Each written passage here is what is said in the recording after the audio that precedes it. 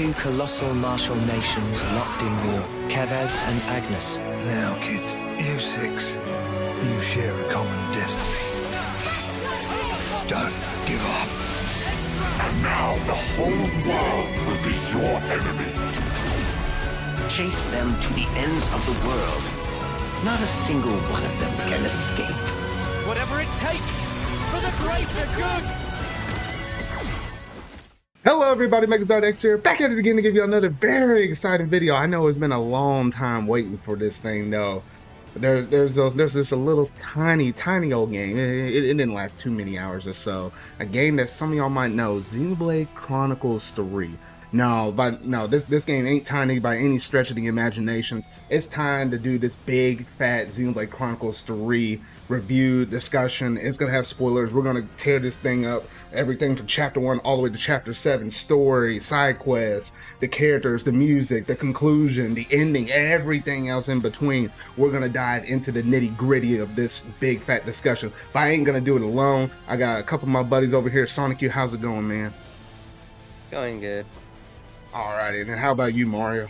Yeah, I'm here. Alrighty, well, at least I hope you're here, because man, we got a lot of stuff to talk about. But before we get into this and everything, it's a full-blown just spoiler thing. So if you hadn't played the game, I advise you to go and play it before coming back and listening to this. Or if you don't care about spoilers for some oddball reason, you just want to know about a Nintendo game, I guess sit around and it's gonna be a good time though. But I always say this, at least with my at least with all of these things I always keep doing with Xenoblade and these discussions with you, Sanikyu, and Mario, it always feels like when I go through and play through this game, it doesn't feel like I'm actually fully done with the game until I sit down and I talk to both of y'all about the game. Because it's like, it's one thing going through the game itself, and it's another thing talking about all the crap and stuff. Like there was a crap ton of crap up in this game that had me on some emotional roller coasters, like Xenoblade Chronicles 2 and stuff like that. I don't know, I feel like the game's never finished until I sit down and talk to y'all. I don't know about y'all,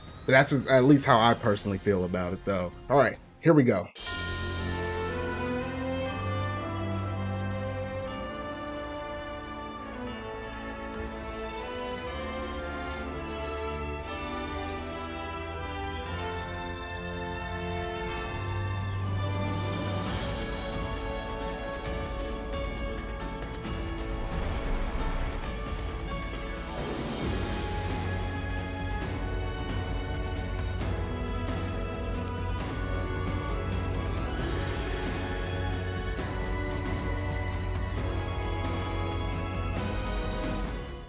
First thing I want to talk about is the world environments. We know with Xenoblade Chronicles games, they're big, they're expansive.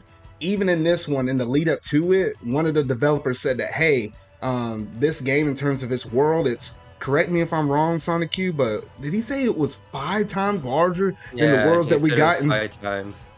Yeah, 5 times larger than what we got in Xenoblade Chronicles 2. And I was thinking to myself, I was like, man, that game was a massive game, had some really nice environments and stuff. But this dude had the nerve to say 5 times larger. I was like, man, I'm already looking at 60 hours, but really, you gotta be this long? I was like, I don't know though. But I'll start off with you, Sanikyu. What were you thinking in terms of you going out exploring through this world, the different environments, some cool spots you saw, etc.? Like initially, I thought that was like you said, like a bold statement to say, because Xenoblade 2 was a very huge game to like fully explore, and you don't really it doesn't really hit you until you get to the desert area of like just how big this game is, which is like in the second chapter going in. Yeah, no, I mean that's how I actually felt like because like there was so much to explore and I didn't want to continue the story because, well, I want to explore everything what the game has to offer. But then when I realized that like the desert is so big that I underestimated the length of that area. I think I was in that area for like a few hours. I was in that area for like 2 days, not gonna lie. Now, I know you put a lot of time into the thing, Mario, so when you said 2 days, that was a lot of time. I remember being in the desert for a good chunk of time, and it always reminded me, at least when playing through Xenoblade, in comparison to like other open world games, they incentivize you to always go out and explore because they, whenever you hit like a landmark or you hit like a special landmark, they give you experience for that. And sometimes getting that kind of experience is way quicker than sometimes doing a battle, because they'll award you anything from like 1,000 EXP to like almost 3,000. It could be a decent chunk of change. So I always like how they try to incentivize you to go out and explore in the world. Yeah. And it's like one of the changes that I didn't like from Xenoblade 2, when like the landmarks like giving you like experience points. So it's like, okay, well then why am I exploring? There's no incentive to do it. But luckily they brought it back for Xenoblade 3. Yeah, because really? I know me and Mario were scratching our heads over here. Like, I thought they did give out experience in Xenoblade 2. No, they didn't. They didn't? No. I don't. Yeah, I'm not gonna lie. I don't think I actually remember they gave you experience points in Xenoblade 2. Huh. Okay. For some reason, I was thinking it did. I don't know. Well, maybe it's because I came right off a Definitive Edition, and that's when it did. So I don't know. I know it's been a while since, like, what, 2017? Gosh, like 5 years ago? But, oof, okay. But yeah, so those world environments and stuff like that, it was some pretty nice, interesting spots. I think the one that I liked the most was, I want to say maybe when you were going up the sword, that was kind of resembling the thing from Xenoblade Chronicles 1, when you hit like that high snow point spot. There was two different areas I think that was kind of snow covered. It was that, and there was like one more that was kind of close to the beginning of where you started the game, but it was at like a higher altitude. Dang, yeah, it's on your way when you're going to you know. Yeah, so I really like those snow environments and stuff like that. I like that, and as well as the open area where the sea was at. I was like, okay, I was like, this is gonna be kind of, you're gonna go from point A to point B when you're moving from island to island. But I didn't recognize how big that sea was and how many stinking side quests are up in there. I think you had like 2 hero quests that were also up in there. Like, that area was pretty big in itself. Yeah, Triton and Fiona. Yeah, it was pretty big. Like, there were like some islands that I missed during my regular playthrough. But then when I was doing the quest, it introduced me some new areas that I haven't visited yet. Yeah, so man, I can't get over it though. I think in terms of the most aesthetically pleasing, like the most prettiest scene or whatever though, there was one island I think that was on there that related back to, was it Tyon's, I think, Tyon's friend. The one that had like the trees or whatever those. Yeah, I think that one part, or at least that area, I think was like the most aesthetically pleasing area in comparison to, like, there was one area also in Xenoblade Chronicles 2 when it was like nighttime, you had those trees with like the kind of almost like a rainbowish kind of pinkish color or whatever though. It kind of gave me vibes from that. Yeah, Raya. Yeah. I was like, I don't know. It's something about the environments and stuff like that though. I was like, they did their work in this game, and definitely I don't think I actually had this in the list of stuff in terms of like the graphics, whatever, but we can go ahead and tie it with the world environments as well. The improvements they made with the resolution and stuff with Xenoblade Chronicles 3 in comparison to 2. I know in 2 it kind of looked a little bit rough on handheld mode, but when I went back and played 3 on handheld, I was like, I'm loving all the different environments and stuff like that, the way how the characters are done. I was like, it just looks like another step up, and that's one thing I actually appreciated, because I think with Xenoblade Chronicles 2, that was with the Monolith Soft's B tier team. It wasn't even their A tier team. Their A tier team, I think, was like assisting in some other Nintendo projects. I think there were at that time, I think they were assisting Breath of the Wild. Yeah, Breath of the Wild. I know they helped a little bit with Splatoon 2 as well. And at some point they did Animal Crossing, but way later though. But then another part of them, it was like they split it up in like 3, and then you had like another team or a group of individuals that were working on Xenoblade Chronicles Definitive Edition in the early works for that though. But when you put the A tier team up on there, you know you're in for a good time. Let's see here. But yeah, so I think that did y'all have anything else on the world environments itself? No. What was your favorite part? Wait, were you saying that to me, Sanikyu? Yeah, like just in general, like to both of you, like what was your favorite region to explore? Gosh. I'll let Mario go first. I'm still trying to think. I'm not. I don't know, to be honest. Like, there's so many great areas. I want to say.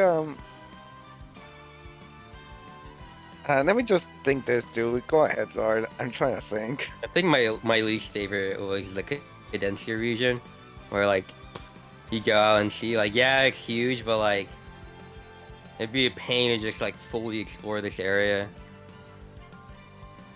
Yeah, I'm trying to think. I think the sea was one really cool one I liked because you just kind of going out and exploring like that. I wasn't expecting that, but in terms of like an actual landmass, hot dog. It's kind of tough. Maybe Foreigners region, maybe. I mean, that was like an early part of the game, though. It was pretty big. Yeah, that's probably like mine too. Like the desert region, and then later on it turns into like a grassy plain. Yeah. I'll probably go with that. Probably my favorite region so far. Yeah, so I think that might be it in terms of the world environments. We have to fight so we can go on living. There's one place that might give you a chance. The land pierced by a great sword. We'll keep on running to that sword. Here goes!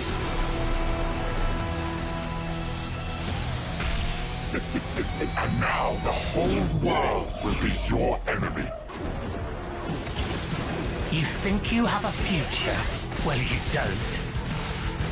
Chase them to the ends of the world. Now we'll go ahead and switch it over to the battle mechanics. Now, the battle mechanics, from what we could tell, at least in the trailers leading up to this, they're drastic. The second they said, you know what, we want to increase the amount of characters that you're able to play as, and they said, they're saying something along the lines of 4 was too little, but 8 was too much. So they decided to settle in on 6. And I was like, what the heck? But not even just the 6. You can switch between any of them at any given time in the middle of combat. That right there, I was like, wait, you took the gameplay of Torna and put it on a whole nother level. I was like, I was not prepared. You can also have like 7 characters at once. Yeah. And yeah, when you thought you could do 6, even though you can't play as a 7th one, the fact that the 7th person's there still assisting you, that in itself is just absolutely crazy and nuts. Now, the way how they broke it down is you have your traditional attackers like people like Noah and Senna. You had defenders that was like Mio and Lance, and then you had healers that was Tyon and Uni. That's how the basic spread kind of worked. So you had like 2-2-2 for your team of 6. Obviously, you had like a hero character that can be in any kind of group of the original attacker, defender, or healer as your 7th member or whatnot, though. And the fact you can able to switch between any one of them, it allows for some interesting dynamics in terms of the gameplay. Because normally, I mean, at least when I was playing Xenoblade Chronicles 1, I was primarily using Shulk for the most part. And, you know, just hacking away, because he's like one of the people that can do the highest damage output, unless you know how to do some crazy builds with melee or whatever, though. But I love the attacker role, but this game kind of flips everything up on its head, because the fact you can switch between any of the 3, you might be doing good in attacking, then you might notice you're dying. Then you can switch over there to your healers, have Uni time heal people up, to make sure you don't fall back up on your rear end again. You can switch to one of your defenders like Mio or Lance that kind of keep you in the game a little bit. The fact you can do that in the middle of battle is just absolutely nuts. And that's just the base level before you add in the different art styles, the fusion arts, the Kevis versus Agnes style, the Ouroboros, the chain attack, etc. That's all I would say right now. I'll bounce it over to you, Sanikyu. You can elaborate more on that.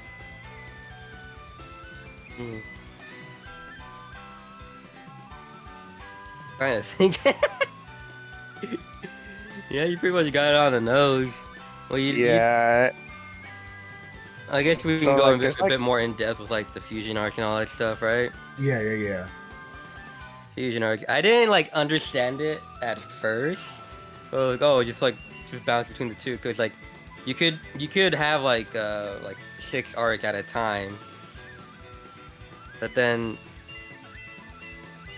you can just press ZR and then you can do both of them at once. I'm like, oh, okay, cool. You can just like, you can do like both of them at the same time. So on one hand, you can have like a healing art, and the other one that does attack. So while you're attacking, you can also heal. But then it doesn't really hit, and it didn't really hit me until like I noticed my levels for Ouroboros going up. I'm like, oh, okay. So you do fusion art to raise that level up, and you want it to like raise it at its maximum, like at level 3, so you can like start doing like the Ouroboros arts, where like if it's at level 3, you can inflict break, topple, all that kind of neat stuff. So you can switch between Ouroboros from like Noa Mio to Uni and Tyon and Lands and Senna. So you can just from like those 3, you can play break, topple, launch, smash, and so on and so forth, which is like really in depth once you like figure out what to do. Yeah, I mean, in this game, shoot. Also, I should mention this too. The fact that you're able to actually, they taught you so much better in this game, and in comparison to Xenoblade Chronicles 2, tutorials. Did I say tutorials? They did this thing way better. They teach you how to do the things, and even after they tell you how to incorporate all of this stuff, they were still teaching you stuff. I think almost all the way up to chapter 3, they kept adding more stuff in terms of the combat, whether that been the arts, the chain attack, the Ouroboros, and the fusion arts and all of that stuff. They even have like a little simulation room where you can boot it back up, kind of similar like the Astral Chain in a way, where you boot it up and you can execute whatever tutorial you want to relearn or revisit. Maybe you didn't mess with it too much or whatever though. I love the fact that they did this, because Xenoblade Chronicles 2, while yes, it had a really fun combat mode, to wrap your mind around it, it did take some scratching. Yeah, YouTube videos. Yeah, and I was like, but when it clicked, it was good. But in the lead, like literally, I did not know certain stuff about that combat mode until I was at the final boss in Xenoblade Chronicles 2. Like, I was still learning stuff up until that point, because I needed to learn that crucial thing. And yes, it was the burst attack thing. You know, like how you form like those little crystal shards during your chain attacks, and then you have to burst them. Yeah. I didn't know how to do that mess until I got to the final boss. I was like, I need to do a lot more damage than what I'm currently doing right now in this chain attack. And I was like, wait a minute, you can do that? I was like, I told y'all about it. Yeah, I know. I told y'all about that back then. Y'all were like, what? And I was like, yeah, man, I was still learning this stuff. Yeah, like I didn't even know about it, how to do that until chapter 8, when you brought it up to me. So I had to like look up on YouTube to figure out how to do it. And I think I beat that game before you did, even though you got a head start on me though. But I love the fact how they were teaching us a lot more stuff, a lot more effectively and stuff like that. The one thing I think they didn't kind of elaborate on a lot, which maybe y'all caught on to it, was with the fusion arts. Whenever you had the your Ouroboros levels, I saw there was like a 1, a 2, and a 3. For some reason, I don't know why it didn't register in my head how if you do more fusion arts, those charge them up a little quicker. If you got all the way up to level 3, like what you said, Sanikyu, the things that have like the break or the topple, you'll do it no matter what the enemy's resistance is. On top of that, your damage will be greater, and on top of that, your Ouroboros form will actually last longer. I knew about a couple of those, but I didn't know about fusion arts help, charge that thing a little bit more. I don't know about y'all. But it took me a while to figure out how to do the Ouroboros. Wait, I think they did mention how to do it in the tutorial section. Now that I think about it. Maybe they did, because I don't think the Ouroboros was introduced until I think roughly around chapter 3ish or so. But yeah, maybe it was there. Maybe it was something I just happened to overglance or something like that though. But yeah, I just love the battle mechanics in this though. I think they did a really good job in terms of the way how they handled this one, because it's like when you think you might have a favorite character or whatever though, you can switch between any of them. Also, another big thing is the classes. You can change the classes on any of your members. They included like a class system for Xenoblade.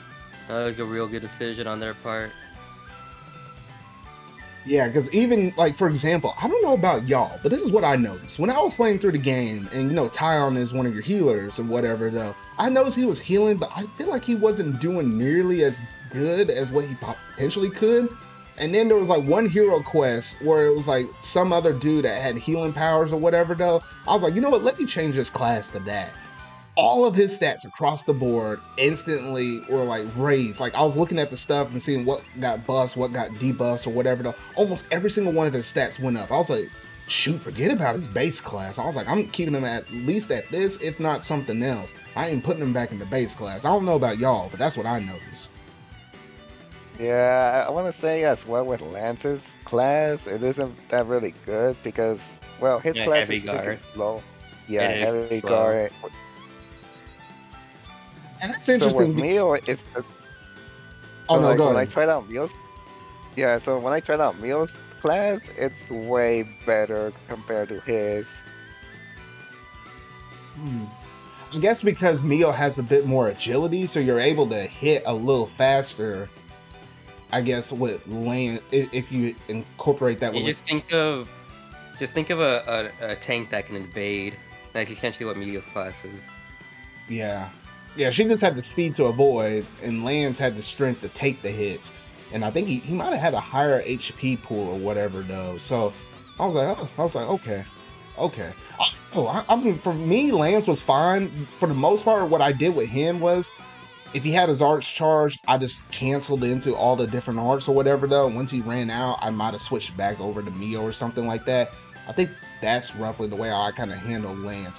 I knew he was slow, but he wasn't too terribly slow where I couldn't handle him, if that makes any sense. I only like have him like as heavy guard for the topple art. Yeah, that he has. the topple. Yeah, because I think Noah had a break move, Lance had a topple, and then wait, what was it? That topple, Yeah, it was just up to topple. No one had the launch unless you got the. no, Senna had launch. Yeah, she does. Yeah, she has launch. Wait, Oh you didn't yeah, know? she does. Yeah, No, I was getting confused because I thought it was Smash. Never mind, she does have launch. yeah, and then I think Uni had Days if you wanted to go that way, and then someone else might have had Smash. I couldn't remember who had Smash. No, it's break, topple, daze, and burst. Which I feel like Tyon would have had it. Yeah. I think. But I think there's another branch that you can do, because I did another branch where it ended with Smash. Why I think they're launched, then it goes into Smash or something like that. I can't remember the exact order of it though, but I know you can end it with Smash as well, because I did that a couple of times. But yeah, so the Break fact that you can. topple. Oh, you got it, Mario? Oh no. Go ahead. Oh no, I was just thinking, I was like, yeah, because I know there's like a couple of different deviants or paths that you can do it in the traditional combo sense though, but you definitely want to do those combos in order to kind of do extra damage and slash also. It protects your high, because at least during some of those parts of the combos, like water launch, you ain't gonna do anything or whatever though. But I guess the one last thing I wanted to mention, at least on this, was the chain attack itself though, because the chain attack was very interesting in the fact that that's like your all-out attack, if you want to say something like that, within the Xenoblade Chronicles series though, because you set everybody up, and it's interesting how you need to make sure it goes over 100% to keep it going for the turn though. And I think due to whichever style you choose at the very beginning, like Senna might have a strategy, Uni might have had a strategy, Noah might have had a strategy or whatever though. If you do things that are similar to whatever they kind of have set up, you get awarded more tactical points or TP for it though. So the goal is to always crack over 100 though. However, I guess your healers, they only get you up to 99%, so that sets you up almost to 100 but not quite. And then you can use somebody else like really strong to try to get way over 100. If you got over 100, it allows one character to be revived in the chain attack. You got over 150, which was like a Bravo. It brought 2 people back, and if you got over 200%, I was able to pull that off a few times, not consistently. Bravos were a lot easier. But you got over Yeah, 200, it was amazing, and you got brought back 3 people or whatever though.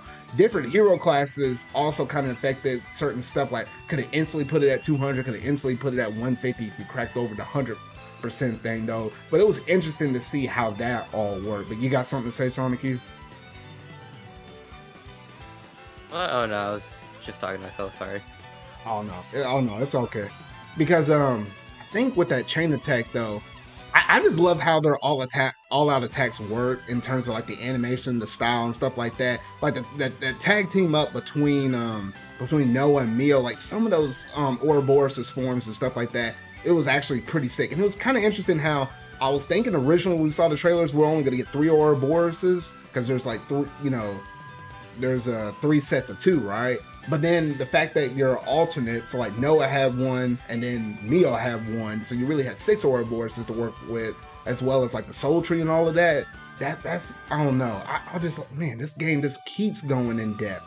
I was like, I don't know how the heck they managed to put all this mess together, but it is amazing though. And then it's also crazy how I guess you do all of that stuff. If you do get the match in pairs, like if you did one strategy with Noah, then on another turn you did a matching strategy with Mio, then you could do the Ouroboros thing, which extended your chain attack just a tad bit longer though, but it did some devastating damage. But then, like what you said earlier, Sanikyu, if you had your Ouroboros at level 3, and then you already had them at the start, and then you start the chain attack, not only will you get an Ouroboros at the very beginning of the chain attack, you will turn around and get another second Ouroboros one. So this is like a quick 1-2 punch that you're able to do with the chain attacks right there. Something I really like though. But any other thoughts, Mario or Sanikyu, on the chain attack or with the Ouroboroses in particular? It's a really good concept, though. I kind of thought that you're gonna have to. Like when I first did the chain attack, I thought you're gonna have to start with Noah, then Mio, and then. But I didn't even realize that you could select which character to choose in R. So yeah, that was pretty much it for me. Hey, what do you mean? So like when you started Chenica, you first start with Noah, but I didn't realize you could select a character. So I thought that you're gonna have to start with Noah, select an Ard, and then the next one goes to Mio, select an Ard, the next one goes to Uni, then Tyon, then Lance. But I didn't realize that you could select a character. Really? Bruh, that was the first thing I figured out, bruh. Well, yeah, you thought you were supposed to go in order? Yeah. Okay. Oh shoot! No, because I knew chain attacks. That was my way of, you get your butt handed to you at certain parts of the story or whatnot. Though, like parts where almost all your teams are almost wiped out. I always knew to save a chain attack, and if 2 or 3 of my members are about to hit the red and about to get knocked out all at the same time, I mashed that plus button. We went into chain attack mode. I set Uni and Tyon up. Go ahead and spend a turn healing or whatever. Once it hit the 99% reticle, that healed everybody up. You didn't have to worry about them. You set that dude up into a launch, whatever, with an Ouroboros attack. It just felt really good. I was like, oh shit. I would do that, and then the other thing was save the chain attack for like at the very end, so I can get like the bonus. Yeah, the overkill bonus. I'm gonna like mute myself real quick. I'm gonna see a cutscene. Alrighty. I'm bringing back Ethel. Bruh. Now I really did like those chain attacks and whatnot though. So honestly, it was some really good stuff right there though. So I think for the most part, that was it in terms of battle mechanics. I don't know about you, Mario, but the fact that you know how like you have like different accessories in the game or things like with the I could elaborate on this. Different accessories, you had the gems that you could do, like gems return from like Xenblade Chronicles 1. I didn't like the way how they were implemented in that game though, but I think the way how they were showcased off in Xenblade Chronicles 3, I thought was significantly better in terms of how that was handled, because all you had to do is just upgrade each individual gem to like its next stage and just equip them onto whoever you wanted. I thought the gem system was handled a lot better, though once you hit the gem level at like level 5 or whatever, it's stupidly hard to upgrade that thing anywhere higher than that, because sometimes you'd be looking for items and it's like, where the heck did you find this one stupid item at? And there's not like any really good guides out there. I know you've been asking me off the record, me and Sanikyu, like, hey, do you know where you find X, Y, or Z? And I was like, bruh, I'm just trying to fill out this collectopedia. I wish this collectopedia actually tell you where this mess is at. Because I was like, man, I don't know. But what were you thinking on all that? Yeah, the gem system is a really big improvement because in the first Xenoblade, I just don't like how you just gonna like if you want this certain gem equipped to this character, you're just gonna have to like basically grind to get some certain items to craft that gem. So with this one, with one gem for everyone, it's a really big improvement. Yeah, so I really did like that. Go ahead. One thing to add. Oh yeah, the one thing to add is that Smash is really overpowered in this game. Really now? Yeah, because like the accessories for Smash is really good. And there's like this one hero character, I don't remember who, but she's basically overpowered in chain attack, so she could basically do so much damage, especially if you have the art for Smash. Now I did know that what was it?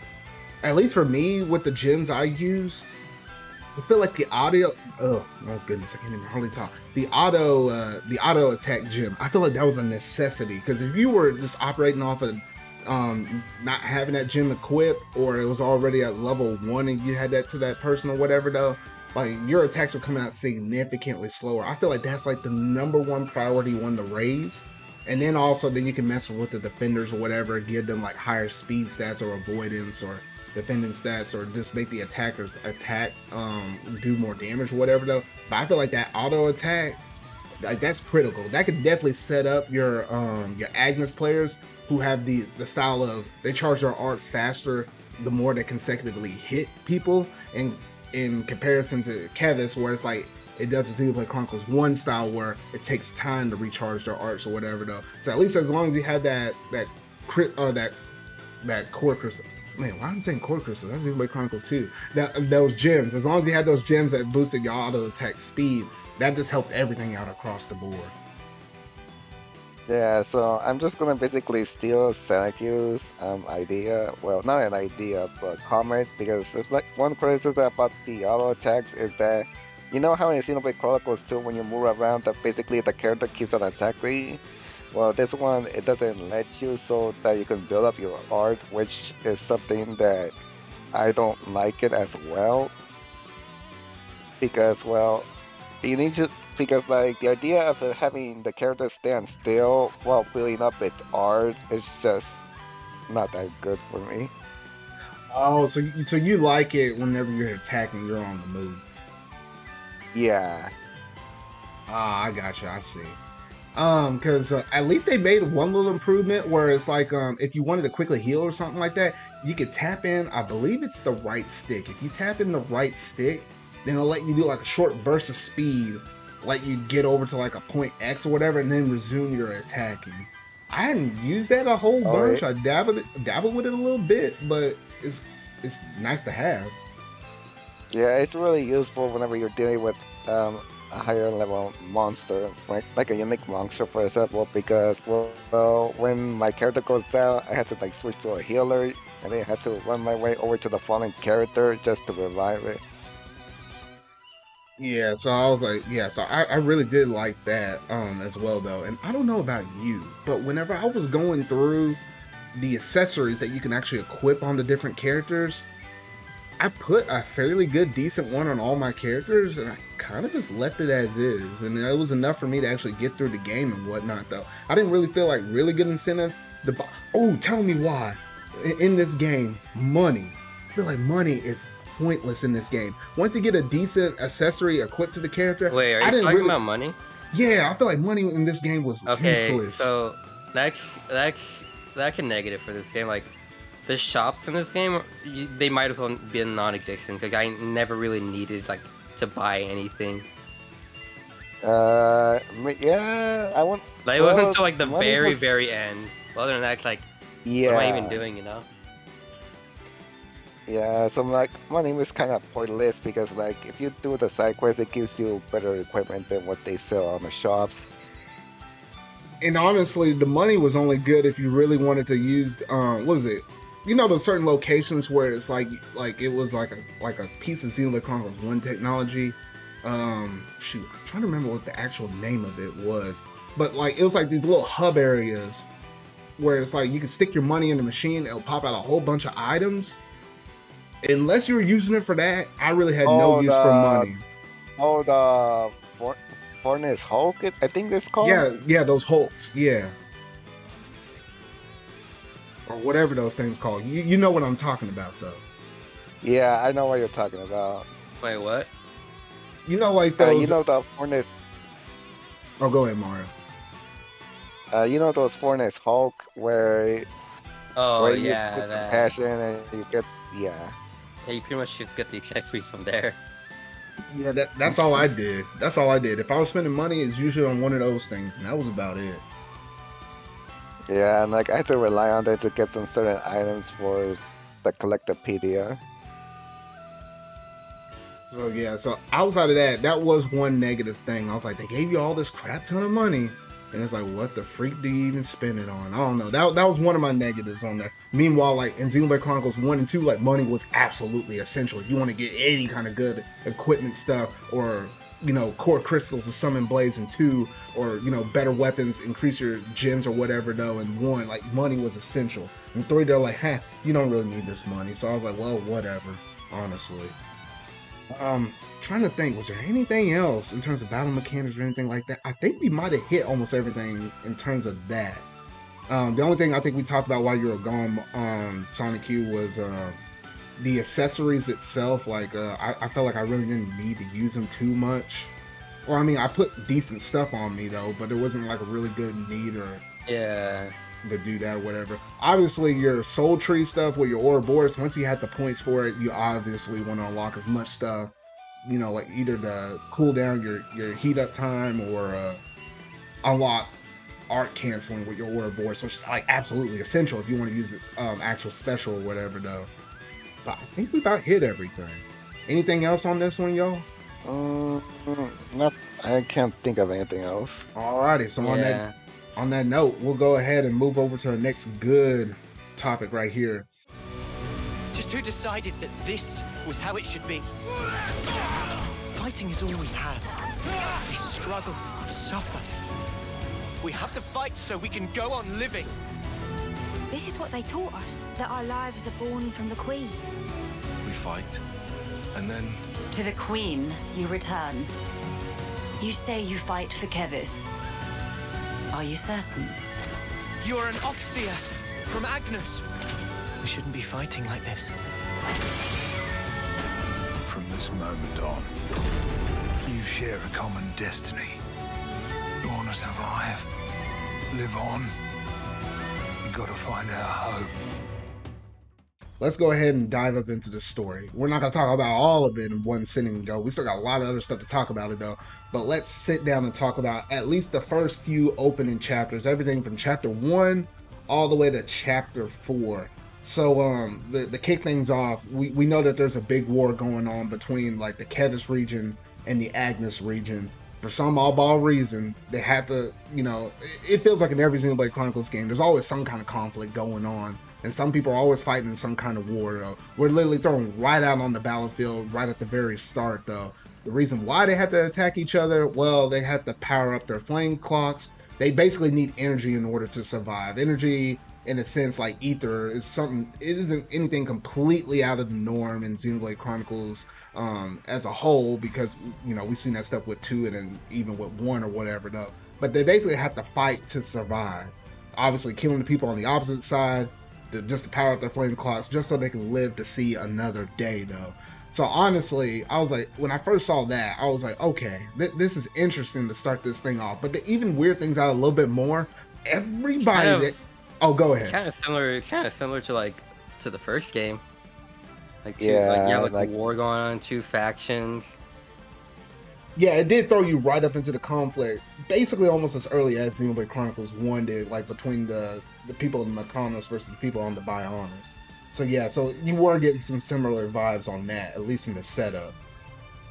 And then to add on to that, to make things even weirder in terms of the basic core premise of this whole ordeal, every member that you see out there on that battlefield, they have a lifespan of 10 years. And then they go back with their creator. And when I heard that, I was like, what on earth kind of concept is that? And I was just spinning my head, kind of scratching my head, you know, in the lead up to Xenoblade Chronicles 3. I was like, why in the world is this? But then obviously we learned a little bit more about it later on in the story though. But just based on those core premises right there, how did that make y'all feel in like those opening moments in chapter 1? When I first heard about that 10-year lifespan, I was like, oh no, I'm willing to bet that one of these characters is going to reach his 10th term and may not be able to.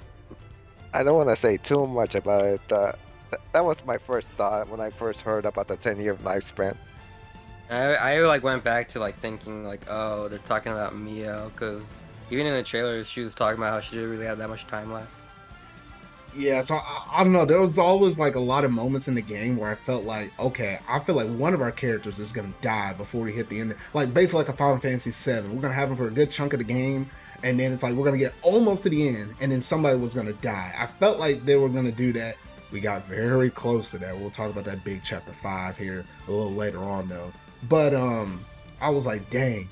And then they introduced us to half of our main characters. They introduced us to Noah, Uni, as well as Lance, represents our Kevis people, whatever though. And you know, Sanikyu, I was meaning to tell you this, and I was meaning to tell you this too, Mario. At the very start, I knew something was weird. Whenever you know, this is a JRPG. You know how this mess goes. There's always going to be a bad scene in a JRPG, no matter what. Fire Emblem, your Persona, even your Dragon Quest. I mean, there's always one. And then when I saw that scene happen in the very first few hours of the game, and I was like, oh, okay. I was like, whatever, Noah's there, whatever. No. Then you see Uni already in the tub. I was like, wait, what the freak is going on? I was like, I know about like another interesting thing, because to them, like, all this like stuff of like, you know, gender, like, you know, like all that shit, they don't have a concept of that. It's like, oh, that's a very interesting thing to like know, because they're, how do I say, they're naive. They don't know anything else but war. Which, whenever I saw that, the piggyback off of you, I was like, wait a minute, something ain't adding up. Like, the fact that they don't have that kind of concept, like, I was thinking maybe somehow they did some weird thing where they instantly started off on age, I don't know, 8 or something, and they ended up on age 18 or maybe 10 to 20 or something like that. But I was thinking somebody else was giving birth to all of them. But the fact that they didn't have any kind of knowledge, almost like similar like Adam and Eve, like they didn't know about sex or whatever though, you know, things of that nature, you know, things that what made like a dude different from a girl or whatever. They knew some basic stuff, but not to the extent of that. I was like, okay, this is gonna dive. They're gonna dive into this a little later on, and it's gonna be a big aha moment. But that was like my very first big insight. I'm glad I wasn't the only one that picked up on that. You picked up on that too, Sonic. Did you notice that, Mario, or did that kind of did that go over your head? I got distracted by fan service. I didn't really thought about it at first, because I thought that they were like, oh, okay, they're war buddies. They just don't care about what they look at each other. So that was like the first thing that came up in my mind. Like, they just don't care. They just want to take a bet. That's about it. Like you said that, because I was thinking, I was having your concept in mind and Sonicu's. They were both running in my head at the same time. I was like, what the heck? I was like, oh shoot. And that scene, like, I honestly like don't like that scene. Not because like it's dumb or anything. It's because like later on, there's a scene where like, you know, like after the death of Van Damme, right? Where like, you're right, look, we need new clothes, and then all of a sudden like, the dudes of the group get like embarrassed to like change in front of the girls, and they just run around. They just run and hide, and it's like, what? Weren't two of you just like comfortable like taking a bath with Uni? So why are you like being embarrassed right now? So like, this is just my theory. I think what was Do you remember the name of that green pod? Because I think it might have something to do with it. Maybe it just brought back their instincts. I think. Oh no, Because what instincts? he's talking about that egg that basically gave them the power of the Ouroboros after And I, but I don't think that affected anything on that. They yeah, still but didn't like, know. if even then, Mario, like that ties to like like Origin, which like it carries like the data of their old selves, and even then like they were children before like the worlds merged, so like they wouldn't even have that concept of like, oh, I should feel embarrassed right now. So I don't think that really like, nah. And that's just like it's like one thing that just like stuck out to me, like, which I didn't like particularly like. Like, yeah, it's a funny little moment, but like when you think about it, it's like this moment doesn't really belong in this game because they don't have that, they don't fully understand. Like even the concept of a baby goes over their head. Like, what's a baby? Oh, people can get married. What's that? Is that a type of food? Like stuff like that. Yeah. Mhm. Yeah, so I don't think it kind of dawned on them right there, but I think it was kind of to be more like an eye opener for things to come. They were just trying to ease you up into it, but the way how it got eased up into it at that one moment, like Sonic, you said, kind of make you scratch your head. It's like, oh, I was like, there's no way you just had that moment over there. I know Noah. I mean, I know me over there looking kind of fine or whatever though, but you didn't have that epiphany moment right then and there, man. I'm like, come on, you ain't that slick. Though. I know that's really early. So it's like, and then there was another moment where like it was like and then I forget which one it was. Colony. Actually, I have the map right here. Oh, give me a second. Wait, was it the colony that Colony Gamma? Gamma, where like Lance decides to like take off his shirt so like this other dude can like inspect him. And then, like, yeah, I know what you mean. And then like the girls of the group just shouting like, what the fuck, like what the hell are you doing? And then they hit him like, and then he's like wondering like, why'd you do that? And then they say, I don't know, just something came over me. It's like, what do you mean? This came over you. It's just moments like that, like, yeah, like I get it, like it's supposed to be funny, but like I'm just scratching my head, like, what are you guys? Exactly what Lance said. What are you doing? So yeah, so honestly, those were some eye-opening stuff, and then obviously we know the conflicts going on between Kevis and Agnes or whatever. Though it eventually led us to the point where you get introduced to the other half of the characters, that being Mio, Senna, as well as Tyon, and then those Magnus, three. Right? Wait, what? Like you introduced Kevis, which is like Noah, Lance, and Uni, and then Agnes is Mio, Senna, and Tyon. Yeah, and they showed them that, and we finally get those all six of them actually confronting each other at like one central area where like the battle line was drawn, and all six of them were like special units though, because you had like general grunts, general people with just regular guns, and you had specialists with people using a weapon like Noah's thing, and then had Mio similar weapons that was kind of similar to Nia back in Xenblade Chronicles 2 or whatever though. They eventually clashed though, but they didn't clash for too long before, remind me of that dude's name again one more time. I think you said it Van Damme? Yeah. Guernica Van Damme. Yeah. How do you forget about like? Why do you forget about their literal motive that sends them out? No, I know the face. I know the face, but sometimes keeping up with all the names, I was like, I know the character, I know the face, but sometimes keeping up with all the names and stuff, I don't know. Sorry. Just remember, in every Xenoblade game, a Van Damme has to die. Dude, you're kind of right, bro. Not in one. He's still alive. Well, he did die once, but he's back alive, I guess. Yeah. What are you talking about? He didn't die in one. Wait, Well, I know. It was just a joke. Oh. Like he did quote unquote die, but he came back to life. Oh yeah, he got better now. I see what you mean. Yeah. No, that's what I was thinking though. But yeah, he was the one that basically awoken all of their eyes. and say, hey, you know, even though y'all are fighting against each other, though, it's like that doesn't make sense. Y'all been doing this for years. There should have been like a clear winner between all of y'all. Ain't this kind of funny how this war has been going on for like years? And he's like, no, there's a true enemy out there. And he basically awakened their eyes that yes, it is the Mobius that are actually the ones that are pulling the strings, you know, behind everything. And it was at this point where it was like, oh shoot. Then golly, now then there was like one Mobius in particular that shows up. He marks all 6 of them and says, hey, you know what? All these other Mobius, they're gonna hunt you. Everybody on the Kevin side, everybody on the Agnes side, they're all gonna hunt you because now that you're officially in Ouroboros, that's it. That's it. Everybody's gonna be hunting it was you. Mobius, D, and J like combined.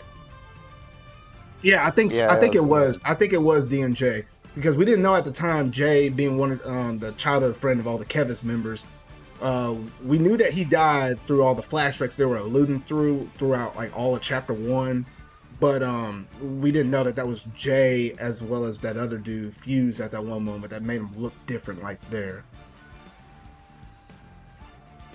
Now, let's see here, because I think that was almost it for chapter 1 in itself. I'm trying to remember exactly. Now, chapter 2, that's where we actually got, you know, the full team of 6 is all together at this point though. And then I think that was the one that kind of led through Ethel's side of the story or whatever though, because we get introduced to her. Colony 4 in the desert region. One of the finest girls in the game, I'm gonna say so myself. Like, oh shoot. Like, we're gonna get into the thick of this mess though, but I just gotta go ahead and say that right now. What are you talking about? The queens are there. The queens are there. I said one of these. There's several of these up in this game though. I'm just saying one of these, alright? I just have to let it be known. Yeah. I just have to let it be known. Let it be known though. But for me, like, it wasn't even that. It's like the amount of characters are like that are just good in general is just what really got my attention. Yeah, like, you actually care about these characters. Good character design. Yeah. And I will say this on top of everything, the fact that I don't know, it's just something about the team synergy. Like, I love the characters that we had in Xenoblade Chronicles 1, even a bit more so in Xenoblade Chronicles 2, because I have some really deep emotional ties to that game though. With 3, I felt like they made each character have just enough growth in it in itself, where it was like, I felt good using any of the 6 members. I was thinking, for the most part, I thought I might have leaned one way or the other with some of these characters, but I think slowly as we went through chapter 1 to 2 to 3 and then thus forward on to 4, I was like, you know what? I was like, man, each one of them has like something about them that they really like. I might have mentioned or said some stuff that we might talk about later, but I just want to say honestly, to like piggyback what you said, just how like all these characters are so good. Like, you can just pick. You know how you can like select the characters like to run around the world with. Yeah. You can honestly do that for any character, and you'd still feel like the main character of the game, like the protagonist. Mm-hmm. Like this could be like their story. That's how well developed each character gets.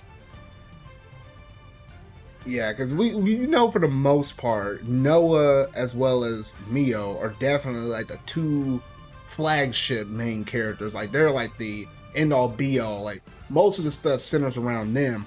But even though we kind of already knew that going up into this, the other 4 have so much development. They're literally almost tack for tack with Noah and Mia, which were already going to be an obvious ones for it though. I'm surprised we got this far in there. We hadn't even talked about how in this game how important the flutes are, and then being both Noah and Mio being Offseers, to where any of their fallen members that fall in battle, they have to see them off as you know, like, they didn't really mention like an afterlife or whatever though, but they're like, well, where does their essence or their soul or whatever you want to call it go?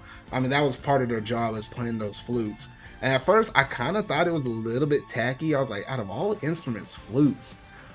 But then the more and more I heard them playing that main theme over and over and over, starting from chapter 1, even to 4, and then through the rest of the game though, I just got really attached to it. And Nintendo was very dedicated on this part, even so much so, on one of their tweets on their Nintendo account, they actually mentioned and said, hey, for the sound design and all this, which can kind of go into the music, but I guess I'll go ahead and say it now though.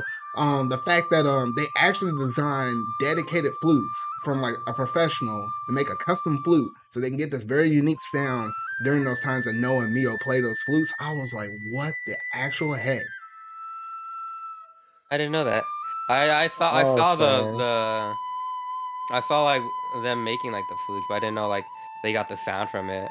No, yeah, Oh, that's yeah. I didn't realize they were made because when you mentioned about the video, I thought you were gonna talk about the composer playing one of those flutes, but I never realized they were remade. No, yeah, they were uniquely made to get those unique sounds from that. So it's like those sounds that you're hearing throughout the game with them playing their flutes. It's a unique sound that you're not going to hear basically anywhere else in the world because it's custom made when they did all the recording sounds for the games and stuff like that. So I was like, I don't know, sound design was definitely there though. But yeah, so I was looking at that. We did manage to get Oh, I like how we mentioned all of the 6 regular characters. Didn't even mention about the 2 no pawn up in the game, Riku and Manana. And I was like, I don't know, but like you obviously I was looking at Riku. I was like, bro, Riku, you literally got you literally have over there Rex's hairstyle. I don't know. At first I was like, bro, what's this no pawn gonna be like? I have to go ahead and say it right now. I think he's the best no pawn in the Xenoblade Chronicles series. I'm just gonna leave it right there. I don't know. It was something about this dude and the way how he carried himself and how the way he kind of motivated Noah and Lance kind of kept everybody in check. I was like, Minette was just kind of there as just like a kind of like a more like the funny character out of like the 2 pairing.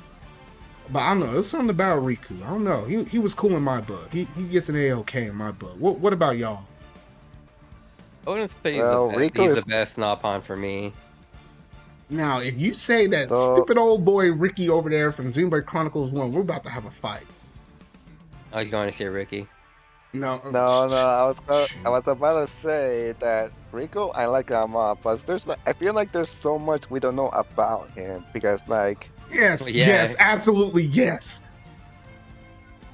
What? Oh no, I was just saying yes. Go on, Mario. Yes, I was agreeing to that. yeah, like shit, I'm trying to remember I scene still it want was. to know what his master pawn was. It Oh, was probably Shulk, to be honest. Yeah, I was about to say like it's probably Shulk from what I've been reading from Reddit. Although I don't think that would make sense because like we don't know like how far into the future that world was by the time when like both of the worlds collided. Yeah. And it's like, I feel like it's implied that they're all dead, like the original group from 1, due to like the ending of like Xenoblade 3 when it's revealed of that, that sword. Yeah. Because So like, it wouldn't really line up with what I'm saying. yeah, it wouldn't really line up. But it's interesting the fact that how much he was talking about his master pawn and how in the world does Riku have this weapon that he literally calls the lucky number 7 that's like one of the strongest. He says one of the strongest. There's like a certain amount of other weapons out there that's almost just as strong as that on its caliber, but that thing is so strong. It's like literally the only weapon that was able to cut those flame clocks and release everybody else's from all the different colonies that was underneath all the different Mobius's control. How the heck did he get his hands on that weapon? And at times he was kind of giving pep talks to Noah or whatever, say, hey, pull out your inner strength or whatever though. When the time comes, you're gonna get like he was saying some really deep stuff. I was like, there's more to you, Riku, than what you're letting on. I feel like I know who his master pawn was, but like I would say the name, but like we're still early on. Yeah. No, do you want me to say it? Well. Wait, are you thinking what I'm thinking? Because if it's the character you're gonna name it, I think it will make sense in some way. Yeah, I'm just gonna say it. I think it was Melia. Wait, really? But yeah, because like they both nodded at each other, like they knew one another. Oh, yeah. What were You you know gonna what? say? Oh, Yeah, yeah. I can see why you say that. I can see why you're saying that. Because you have to remember, like, back before when the worlds first fused, they were constructing Origin, and it required a specific type of metal. So my theory is that like Melia or like forged a sword of it, like in the same vein like as Dunban's sword, and then she gave that to Riku. But even then, it doesn't even make any sense either way, because like you have to like recall that Melia was imprisoned, like at the like you back when like back after like the worlds like fused. So where did Riku get the sword? Well, So like you're just Senator, just to let you know that Donphons can definitely live up to 1,000 years, right? So they live up to 1,000 years? Yeah, they're the only ones Yeah, in this world that actually could outlive, all the other soldiers that are actually fighting right now, unless you're like a monster. Then Okay, yeah. so yeah, that yeah. so then there is a chance that he got that from Melia, like the sword. Yeah, he would be the only one that honestly could. Yeah, technically you're right. Technically you're right. So I think we talked about most of the stuff between chapters 1 and 4, and I think by the time we hit to the end of chapter 4, it ended off with like a very climactic part of where our girl Ethel, man, her as well as what you call it, the hothead. I like to call him the hothead. Amaravi? Yeah, Moravi. Wait, the climax. Oh yeah, that would be the climax, and then the ending was that. I was about to Where, say, I was like, ugh. Oh yeah, because that's that part. I think y'all were talking about it. Y'all were alluding to it while I was going through and playing the game, and y'all were like, "Bro, that was a sick moment." I was like, "What y'all talking about?" Oh, that punk ripped his eye out. I was like, "What the heck?" Oh, that was sick. Like you reminds me of Vegeta in the way that like he wasn't gonna like let anyone like control him or whatever. So he just like powered through it. Yeah, and I was like, "What the actual heck?" Yeah, I kind of thought that was the ending for chapter 4. So I thought that maybe people overreacted because their best girl Ethel died at the end of the chapter. Both Ethel and Kamaravi. Yeah, both of them did. Yeah. I was like, "Dang." I was like, "Bro, what the heck?" But yeah, so I think we just about, in a nutshell, obviously we can't go into detail on every single aspect, but I think we hit on most of the major points. I guess we within should that. talk about like the actual ending to chapter 4, because that's Oh, when yeah, go ahead. that's when they get the realization that they've been fighting like all their lives for something that doesn't even exist, which is like the queen that they were serving, so to speak, was just a robot, and like it was the consoles that were like behind it, and the golden one being N. Yeah, and that was a huge eye opener. I was like, goodness.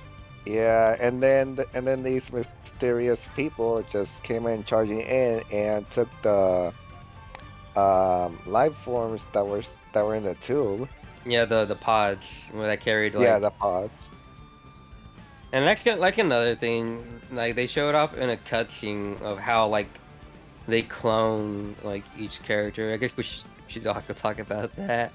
Oh, we won't. Oh, yeah. We also skipped the part where Uni made a discovery that she found her name tag in one of the battlefields, but then she started to get memories of the past, which she didn't Of a previous experience life. before. Previous Yeah. life. Yeah. Which honestly, when I was seeing that the first time, I was like, what the heck is going on? I was like, wait a minute. But I was like, how could that was be my her, but not her? And I was like, wait a like, minute now. that was my theory going into the game, that they're all clones. And then it's funny too because it makes sense, because like in the beginning, like the first cutscene, you're shown like the actual Colony 9, and you see Noah, Uni, Lance, and Yoran just running around, and then that event happens, and then you flash forward and you see Noah and Uni and Lance all grown up. So it's like, wait, were they cloned or something? Is what like a question that I asked myself. Which kind of makes sense because they kind of started off at not like a baby age, so you already knew something weird was happening with No, them. they were like 6, 7-ish. Give or Yeah, take. yeah, 6 or 7. It's like, wait, how can they start their first term as a 6 or 7 year old instead of what should have been a baby? And I was like, but that doesn't make any sense. So yeah, I can get why you were coming from that angle. But yeah, so I think. So Oh, what were you about to say, Mario? oh, it doesn't make sense because there's a character named Chickadee that she looks too young to be. Oh, you're Oh wait, talking about never mind. That's correct. Yeah, the lieutenant from Colony Moo, I think. no, you're thinking of Alexandria's colony. Yeah. Oh, I think it was oh, Colony Iota. yeah, I think I think that's what y'all talking about. Yeah. Alexandria though, goddamn. Yeah. So I think But that's then when oh, okay, I'm not gonna say much. You're gonna have to play through the side quest to find out for yourself. speaking of side quests. I think that's gonna be it in terms of most of our stuff for stories. What a way to chapter. transition. I know. I know. Instead of, yeah, that's gonna be it in terms of story and stuff for chapters 1 through 4. So we're gonna go ahead and talk about the side quests since Mario already brought it up, though. Fighting in order to live, and living to fight. That's the way of our world. Don't you interfere! What do you all think you're doing? Why the fighting? We aren't fighting because we want to. The face of your real enemy is. I wonder how your lives will turn out. I'll enjoy watching you. Stop toying with everyone's lives! I would definitely like- say the side quests for sure were a lot more beneficial in this game in particular compared to 1 and 2. For me, the side quests of this game are like the best they have done, like, period, for a Xenoblade game. Because one, it removes a lot of the grinding that would be required for this game. So like, if you go along the way, do some side quests, and then you go to the next chapter, you revisit old areas and do that side quest, then you keep on going and going and going, doing the same process over and over again, you'll be at like a perfect level for like the final boss, which is what happened to me. Secondly, like, they're a lot more like engaging, like, as opposed to like the ones from like 1 and 2. Yeah, they definitely are so. Like, I'm not saying like Yeah. 1 and 2 didn't have any good ones. I'm just saying it was a lot more consistent in 3. Yeah, because I think one thing they incorporated is, I think we actually kind of talked about it a little bit before. They had the Collectopedia. That was one part you could do. They had the you had the side quest, which is, like your typical side quest or whatever, though. And some of the dialogues is kind of interesting depending on which side quest you're doing. And then on top of it, then you had hero quests, though. But we'll take it one Which were step the at a time. best ones. That is the best one. Yeah. Best incentive, though. But before we get into that, the standard side quest one, like what you said, Sanikyu, I always felt like, even back with Xenoblade Chronicles 1, they were felt like they were almost necessary for you to do, because sometimes I was just like, dang, how the heck am I supposed to get more EXP though? But at least in this one, some of them are a lot For me, easier. it was the money. Yeah, I mean, Yeah, no, EXP not money. EXP and money, but more so money. But now you're not worried about money in this game because money's kind of pointless. So you're just really only doing it for the EXP or / some of the side benefits they could potentially give you. Like Mario, didn't you say one of the quests, or was it a hero quest? I don't know if it was a hero quest or a regular side quest. One that actually made you run faster in the game. No, he was talking about I like know increasing the city's like rank to 5 to like run faster. Okay, so through completing Yeah. side quests, you get that bonus. So essentially Which that. doing side quests gives you infinity to raise like per colony. Yeah, same goes for the Collectopedia. And then even Because just you're gonna talking need to through. Oh yeah. Oh, go ahead. I was about to say, you're gonna need to do those Collectopedia quests because it helps you build your fairly much faster. And then even just talking to people, or at least the first time when it has like the star asterisk next to them, that just gives you infinity right there, or build even more connections though. Just trying to kind of open up the world and different connections that you might have within certain individual colonies and stuff like that though. So I definitely feel it's like a little more rewarding. It's kind of like, what was it, Sanikyu? I think in Xenblade Chronicles 1, like how you're trying to build up Colony 9, but it's like you're almost doing that for like almost every single colony that you're running and interacting with in this game. Yeah. So yeah, so that was some good stuff on standard old side quests. Anything else on that? I kind of like how the side quest builds up to the second half of the hero quest. Like if you do this, like when, like let's take Colony 9 for example. Like when they're free from their time clocks, they need to figure out how to support themselves. But then, Yeah, it wait, builds what was onto the it? story. Yeah, I kind of like how they handle those quests so far. Yeah. And then Yeah. oh, what were you about to say? I was just gonna say, so like you essentially, like that's what I was talking about. Like that was like the incentive I had to go back and do the side quests every time. Like I go forward with each new chapter, because like you'd go back and you'd wonder like what are these like people doing, what are they up to, and that's like the best part. It updates like after each and every other chapter. Yeah, because sometimes you have to go back there because then new side quests will pop up, or you get new interactions or new updates on how they're handling their lives or whatever though, and to what will inevitably be the big final confrontation at the very end though. And it's just like kind of building awareness or whatever though. And even while you're gone, they'll have like little talks or discussions, which that was another interesting thing with the side quest, where it's like in order to get some of them to pop up, literally you have to walk around, see people having conversations, not like necessarily eavesdrop, but like you just like happen to overhear. I guess that's technically eavesdrop, whatever. But you literally will listen in on people's conversations. You'll gather up, different people's thoughts from like one conversation and another one. You put like 2 or 3 conversations together, and it becomes a topping point, and that can lead you into a side quest. So some very interesting ways of basically kind of introducing them or whatever though. So kind of gave you incentive to even more so kind of go around, explore, talk to these other people. And then there's some side quests that only like you can only start by going to like the canteen. Yeah. And from there you can see how how like the main cast interact with each other. So it even builds up their character even more.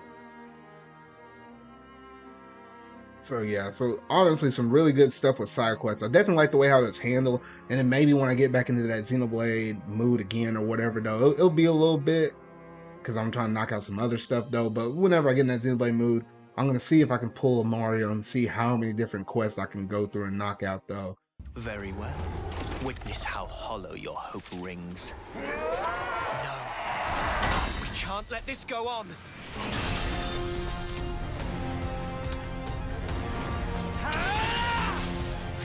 If push comes to shove, do not flinch.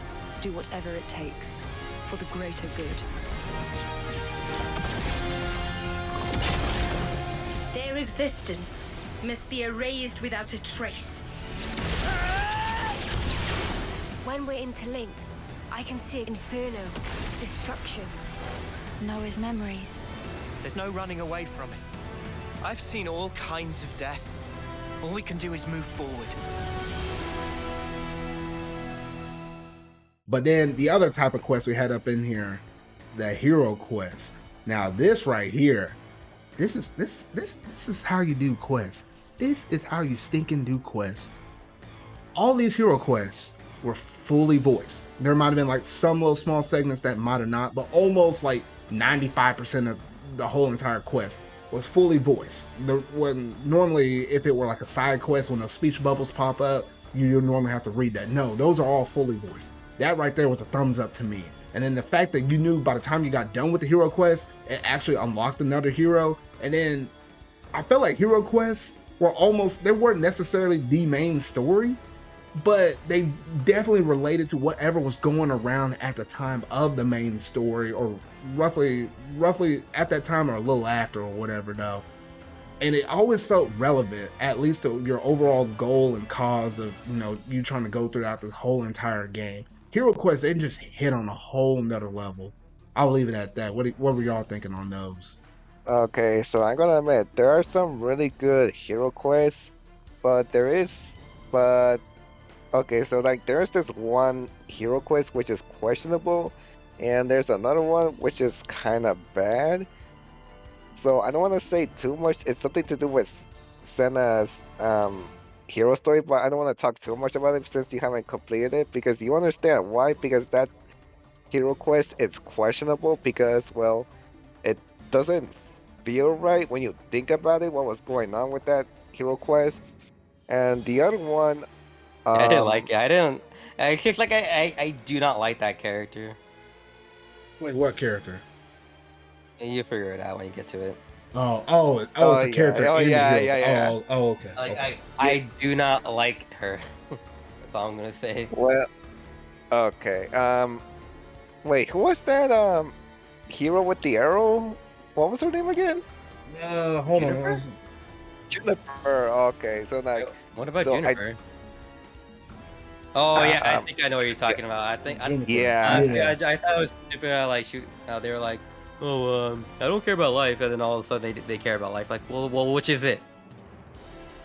Yeah, Which is it? that I just didn't like. I I didn't just don't like. like that hero quest.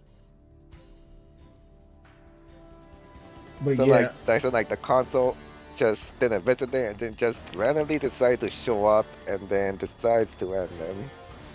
I just don't like how it was handled. I'm going through the list of hero quests right now, and if I were to pick a favorite one out of all of them, or at least some that stood out, I would say Ashira's definitely stood out.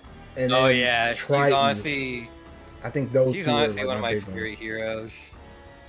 Because she was like out of the norm. It was like you would think a colony leader or whatever though would be with her people or whatever though, but she was like an outcast because she's like I go to the tune of my own drum, and I'm not liking half the stuff we're doing over here. So I was like, you know what? I'm gonna be a rebel. I'm gonna be a straight up punk. And then it's funny too because she's like, yeah, they don't like me, and they're like, why? I don't know, because I beat them up a lot. I'm like, oh okay.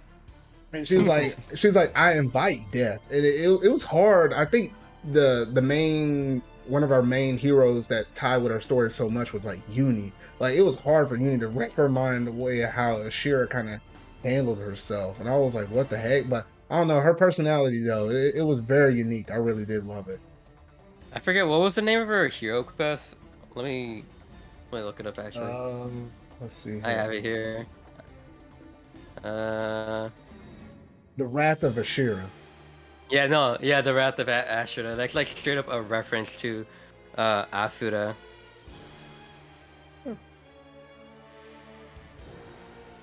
She's a real good game.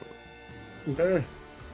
And I think also, yeah, and I said the other one I really liked was Triton as well, his hero quest.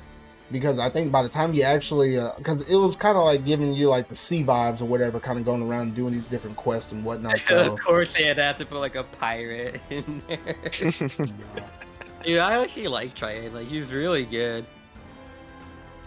And also the fact that he, I think his basic concept, yeah, he was a consul, and that threw me off. I was like, what the freak? But then he was like, I lived on this earth so long, and it's like, I don't really take orders from nobody at this point, though. I'm just kind of chill. I like it because Triton like pretty much gives the idea like, yeah, you're fighting against consoles, but like there's some consoles that don't like what's happening. Him and like this other one from Colony Moo, like the same colony. Oh yeah. From, like the colony that Fiona is from. Oh, that one, like, yeah, that one.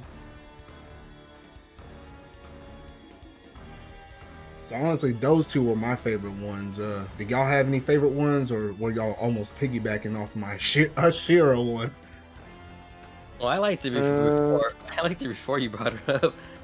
I like Ethel. I like Rika Manana. Gray's also pretty cool, especially when his hero quest. Ashura, Alexandria. Who else do I like? I'm looking through the list. What about Teach? His hero quest is kind of interesting. Teach was interesting because I was like, okay, But I mean, shoot, there was a reason why they called him Teach. Like he was ready to kill him. He was ready to kill him, and then he learned halfway in it. He was like, you know what? I ain't gonna kill you. But I was prepared to do it. I was like, well, dang. And then Trian, of course, and then Nia, then Melia. I'm looking through this list because I knew there was one hero that I did not get, and I'm not. Wait, oh, here it is. The only one I did not get was Sagiri. That's the only one. Oh yeah. Which you now need to get her. Completes the side. Mia. Wait, hold on. Trying to figure out how to get this one. Oh, I had to go to Capticon Peak. That's where. But I had to complete. Oh, that's the reason why I hadn't found her, because I had to complete the standard quest, The Illusion Returns. I had to do that one first before I'm able to do that one. Yes, that's the reason why I couldn't get her. Because like some hero quests are locked behind the side quests. That's the reason why I couldn't find her. Because she was the only one I was missing, and then obviously I got to do Senna's quest as well, and then like 2 other bonus ones that pop up in the post game. But outside of that, those are like the last 4 I needed to go through and do. So yeah, at some point, I know I need to go back through and pick that one up and see if I can complete. Because is the Illusion Returns quest, was that the one that dealt with the fog on the sea, or is that something else? No, it's something else. It has nothing to do with that. It's in the Pantalus. It's in the Pantalus region. Okay, all right. So or like the forest, or like the forest area, right? Oh, that forest. Where you meet where you meet Juniper. That's where it's at. Bruh. Okay. So I gotta do it over there. All right. But yeah, that was the only one I was missing. So like my only complaint is I kind of wish we could have known more about Kamuravi, because like he's like the only hero that doesn't get that much of a story besides the whole Ethel thing. Yeah, you're right, because the main story, it showed you how he was like a savage leader, like leading his colony. We got the lore behind him. Then we saw him actually fight against Ethel, die, then got brought back by a consul or whatever though. And it was like, what the freak is going on? Consul Y, wasn't it? I don't remember, to be honest. Yeah, because X, Y, and Z. Y was the one that brought them back. Oh, yeah, it might have been him. Yeah, because he's the one that basically, no, I think it was that console that came up with the premise of, correct me if I'm wrong, Sanikyu. Was he the one that came up with the premise of the flame clocks? Like, he was the creator of the flame clocks, right? No. Maybe? I thought he was, because he was stealing about that was the only reason why he was able to bring those characters back to life. Miyabi and, as well as Kamuravi and all of them. I thought that's what he said. Make sure you're forgetting Sylvan. That's it. That's right. I'm texting you right now. Who's the other one? I said Kamuravi. I said Miyabi, as well as Come on. Don't forget about him. Don't forget about him. Zard, you're gonna disappoint us if you don't remember someone. I'm trying to think back right we like to have a little fun here. I said Kamurabi. I said Miyabi. I said Miyabi. She was the one that was playing the thing in the bed. You said it was another dude? Yeah, it was another dude. That's a hint I'm gonna give you. You know, this game's a 50, 60, 80 hour long game. I think I'm kind of seeing his face, but I can't think of the name at the moment. Okay, what does he look like? Wait. What does he look like? I want to know. It's just what was it? I mean, he looked like wait, it wasn't. I don't think it was Jay. It shouldn't have been Jay. No. What the freak? Wamba. How could you forget the best boy at the beginning of the game, Zard? He's a tutorial hero. He was not good. Oh, wait. No, wait, no. Wait, say that Oh again? my. Mamba. No, I don't think I really resonated with that dude. I was like, no, he can die in the ditch for all I care. How rude. Oh my gosh. Bro, how could you say that? He was gonna reach his 10th term and then he died before he reached it. Well, he was You a don't straight up. remember He was. that Now I remember it though. But I was like, dude, like the dude bit the dust. That's all there is to it. I was like, he wasn't strong enough to live. I was like, that's on him. Jeez. Oh my gosh. No, but yeah. So honestly, we had some really good hero quests along the way though.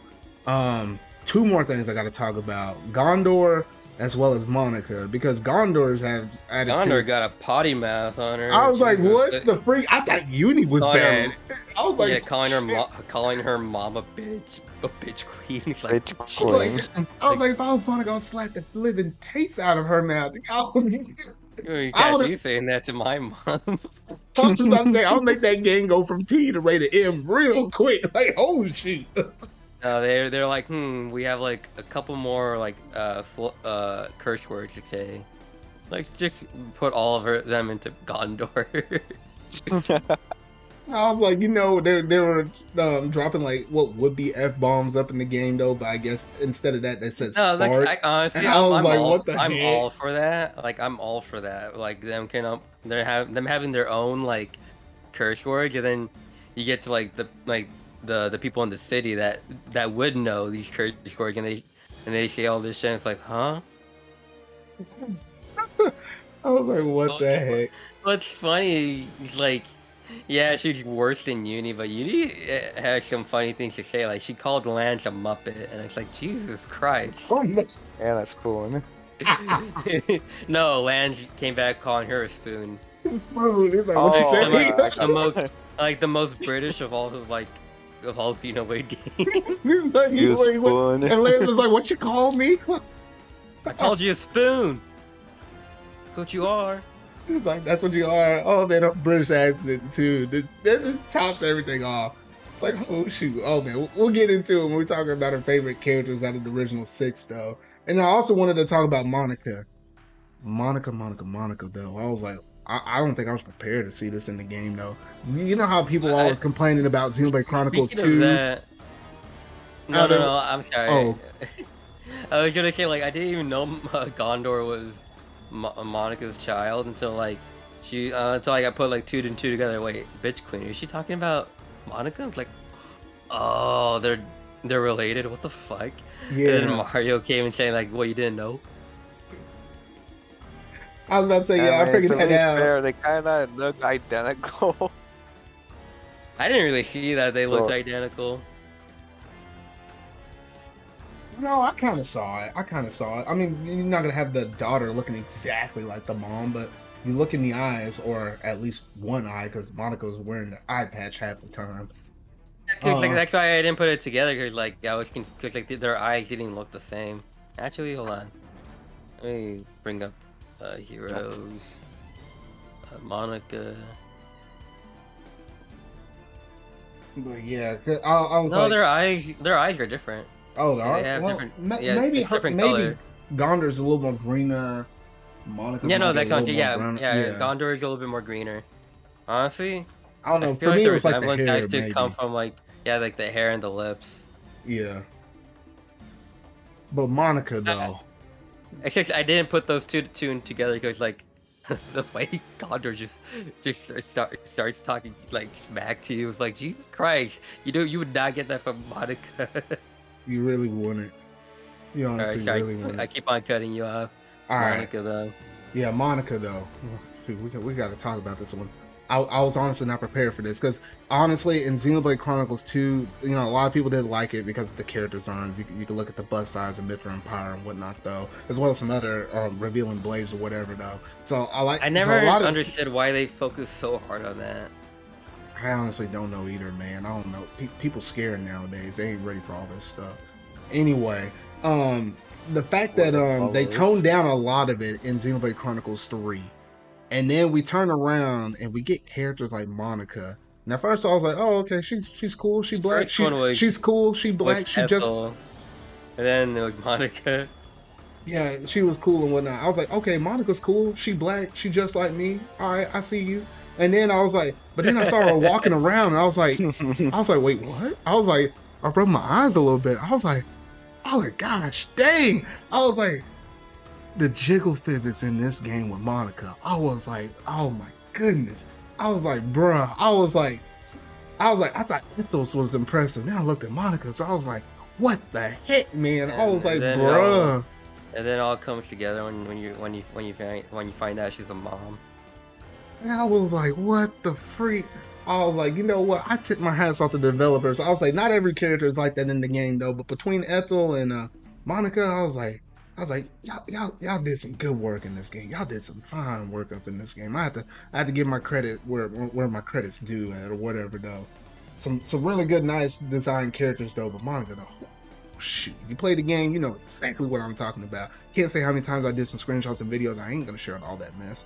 Oh, I don't know how I'm gonna edit this video right here. I don't know what you might be seeing right now. Just throw up a picture of Monica right here, right now. Bro.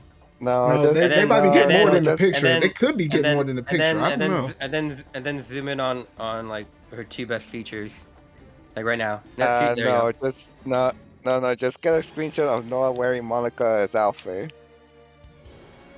Yeah, there you go. Bro. I felt Well, that. Yeah. Well, anyway. If you need, I have like a link to this Google Drive of a good amount of art, so I can probably like send you the link of that.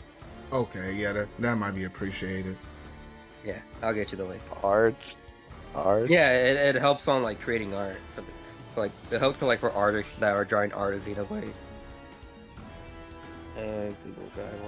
All right, so I think that might be it in terms of the hero quest. So I really did like the way how they were implemented. Added a lot more meat on top of your like double stack burger and your steak and fries that you already had. It was just an extra helping of all of that extra good stuff with those hero quests though. So if you do Xenblade Chronicles 4 over there, bring back them hero quests. You can call it something different though, but the same basic premise.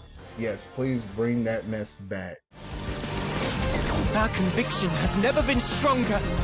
Eve 6, you're now Ouroboros. Eliminate Ouroboros at all costs. And now, we will show no mercy. Mio and my friends, and not just them.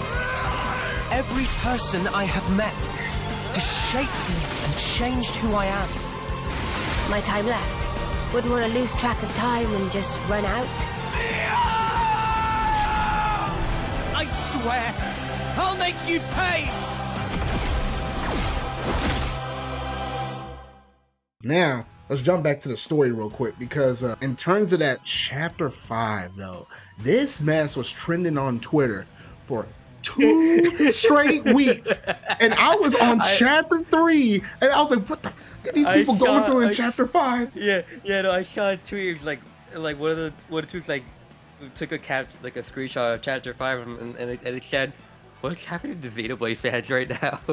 I was like, bruh. Because I was on chapter 4 when that happened, so I'm like, oh god, what's gonna happen with chapter 5? Yeah, I was on chapter 3. Like I still got like a long way to go, and I wasn't prepared for what just happened. Like for chapter 5, like I wasn't mentally prepared for what was about to happen. No, the ending like literally had me speechless, which is funny because like I uploaded chapter 5 and 6 onto my YouTube, and that's like one of my that video has like.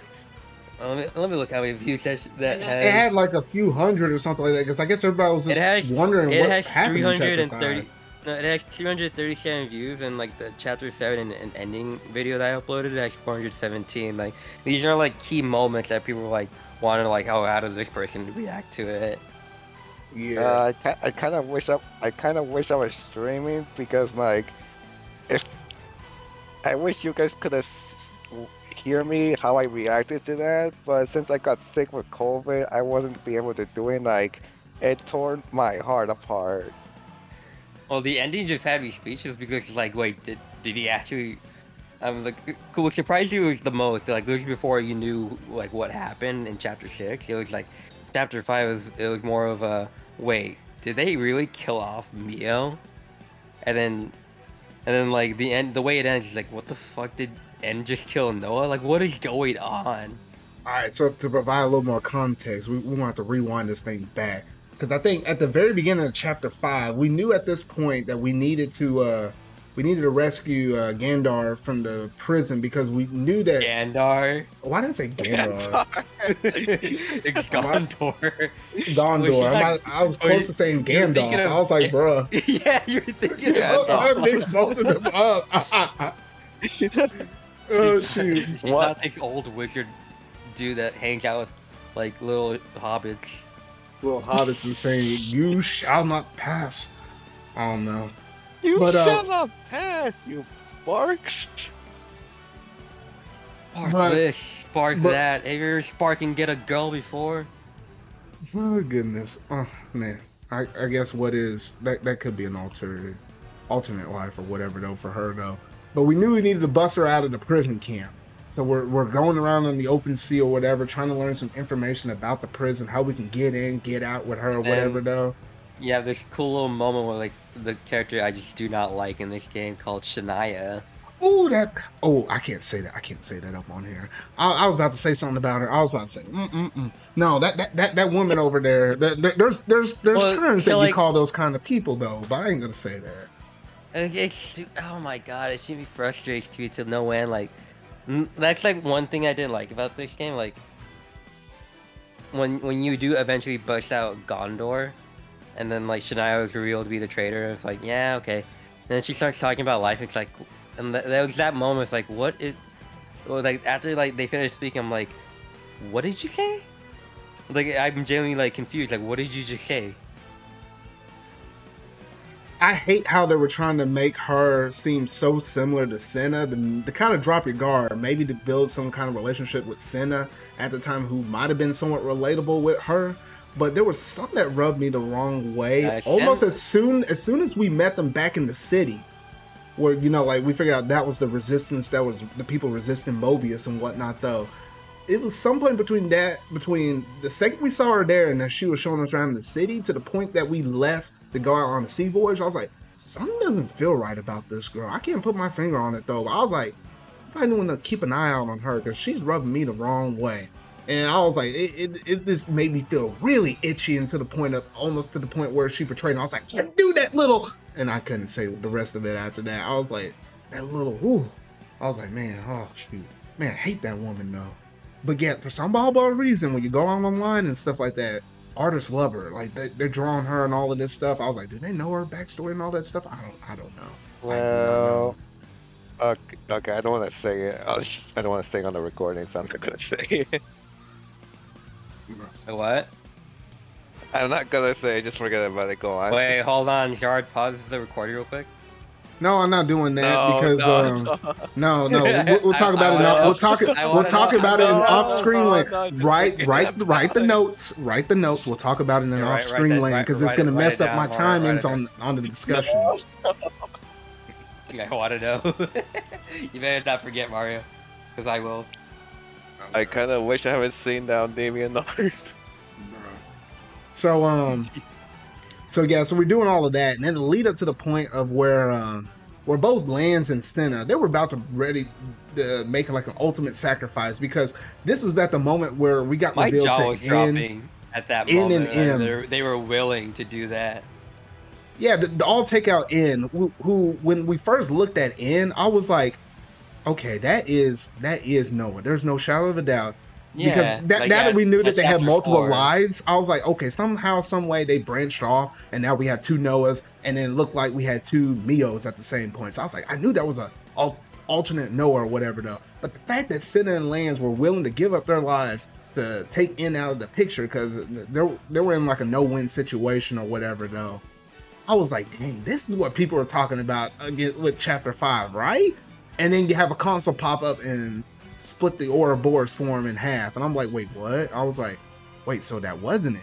But then they gather all of them up and they say, hey, you know what? Mio's pretty close to her homecoming. You know what? M was over here thinking, we're going to let her have her homecoming. But at the moment that she dies, we're going to do something where she can't get reincarnated back, like how the normal process go.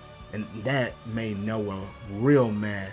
And it was that point of them being in prison from the moment they got thrown in jail all the way up to what would be her homecoming.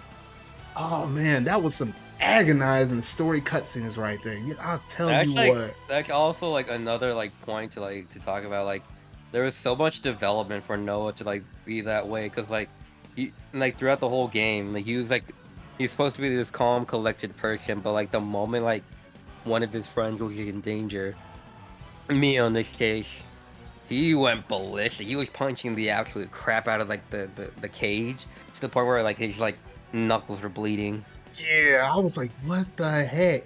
I was thinking he was gonna pull a stunt like, I'll kill you! Like how Shulk did that in Xenoblade Chronicles 1. I'll kill you. Yeah, he's like, I'll kill you! I was expecting that fully, but we're basically getting that huge vibe off of him that whole time while they were in that jail cell. They were in there for almost a month, a whole month. And like Noah's hand has not healed in like that whole entire month. Because even right before the homecoming, I think he looked at his hands were still bloody or bruised or whatever. I was like, golly, that mess was agonizing. And then leading all the way up into that final moment where we see Mio right before on her knees or whatever though. You got NM, you have all these other people in the colony all watching. And then it's like, none of them, they were all thinking, oh, it's a good time. She's having her homecoming, all this stuff. Nothing bad about it. But all the consuls, all of Noah's crew, and then N&M, they knew what was really going down. Eminem. Which, honestly, I was thinking Eminem. Like, I don't know why. Like, we always said N&M, and I was like, bro, that's just literally, if you want to nickname him, Eminem, like the candy. I was like, yeah. But, I was thinking of the rapper. Oh, you were thinking of the rapper. I was thinking of the candy. Mario, were you thinking about anything about that or no? No, I never thought about it. Oh goodness. But that moment right there where they took her alive and then they took her and there was that one point where N was like, hey, I'll let you go see her off. And then Noah's over here like, bro, punk, no, you did not just say that to me. Like, there's no way I'm gonna ever possibly do that. And then got him on his knees, and then was about to bring the axe to his neck, and that's how they ended chapter 5. I was like, I thought it was because Noah, not Noah. I thought it was because Lance and Senna was about to give their lives while they were acting like that in chapter 5. After they were done with that scene and it went to black, and they brought up, do you want to save your game? I paused on that mess for like literally a solid minute. And did not do anything. I was like, do I really want to save this game? Like, was there any other possible outcome? I was standing there in silence for a good hot minute. I know, Mario, you had a reaction to all that. Yeah, like, I couldn't get past to that screen for like 10 minutes. That's no joke. Like, I was trying to comprehend what just happened. He brought out his stopwatch and everything. 10 whole minutes. I know mine was a solid minute. Like, I put my... I was thinking like the thinker. I literally had my hand on my chin. I was like, what the heck did I just watch? I was like, there's no way to end this game like this or end it part of this game like this. There's absolutely no way on this earth. But what was running your mind, Sanikyu? I was like, Molotov, you assholes. How dare you leave me off with a cliffhanger like that? I gotta continue the game now. Which I did, which is why that stream lasted longer than it did. Bruh. I was like, what the actual heck? The absolute boldness that required to do that. Yeah, I don't know. That just rubbed me some type of way or whatever, though. And that's the reason why Chapter 5 was trending for 2 whole weeks. Because it got everybody up in their feels. You had the main character die, and then you had another that just looked like he was going to die, but then like the screen fades to black, and you're like, oh, well, what happened? I was like, what the heck? I was late in the night playing this chapter. I was like, there's no way I can continue this. I had to hit save, shut it down, and I had to pick it up the next day though. But it was agonizing waiting to see how the heck they were going to go through and explain all that mess though. But I think for the most part, that was chapter 5 in a nutshell. We'll talk about chapter 6 onward to the conclusion here in just a bit though. But anything else on chapter 5?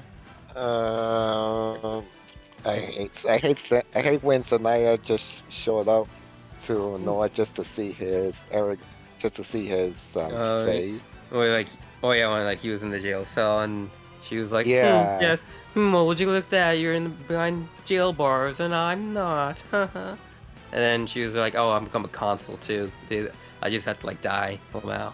I was like, I really did not get. I partially saw some of her angle and all of this, but at other times I was like, man, I was like, it's like, for me, such a like, whack job. I was like, I really don't. No, for me, it was just like she did it because like, oh, Gondor won't like look at me, and it's the other things like you really sold out your entire like in the entire city just to like get back at Gondor. Well, like there was a reason for that because it's one of the hero stories. I don't know. I guess I have to like look at that a bit more, but I don't like Shania. Yeah, because I don't know. I wasn't like a really big fan of her either, though. But shoot, I guess that might basically do it in terms of chapter 5. I'll keep going while my flame still flickers to the bitter end.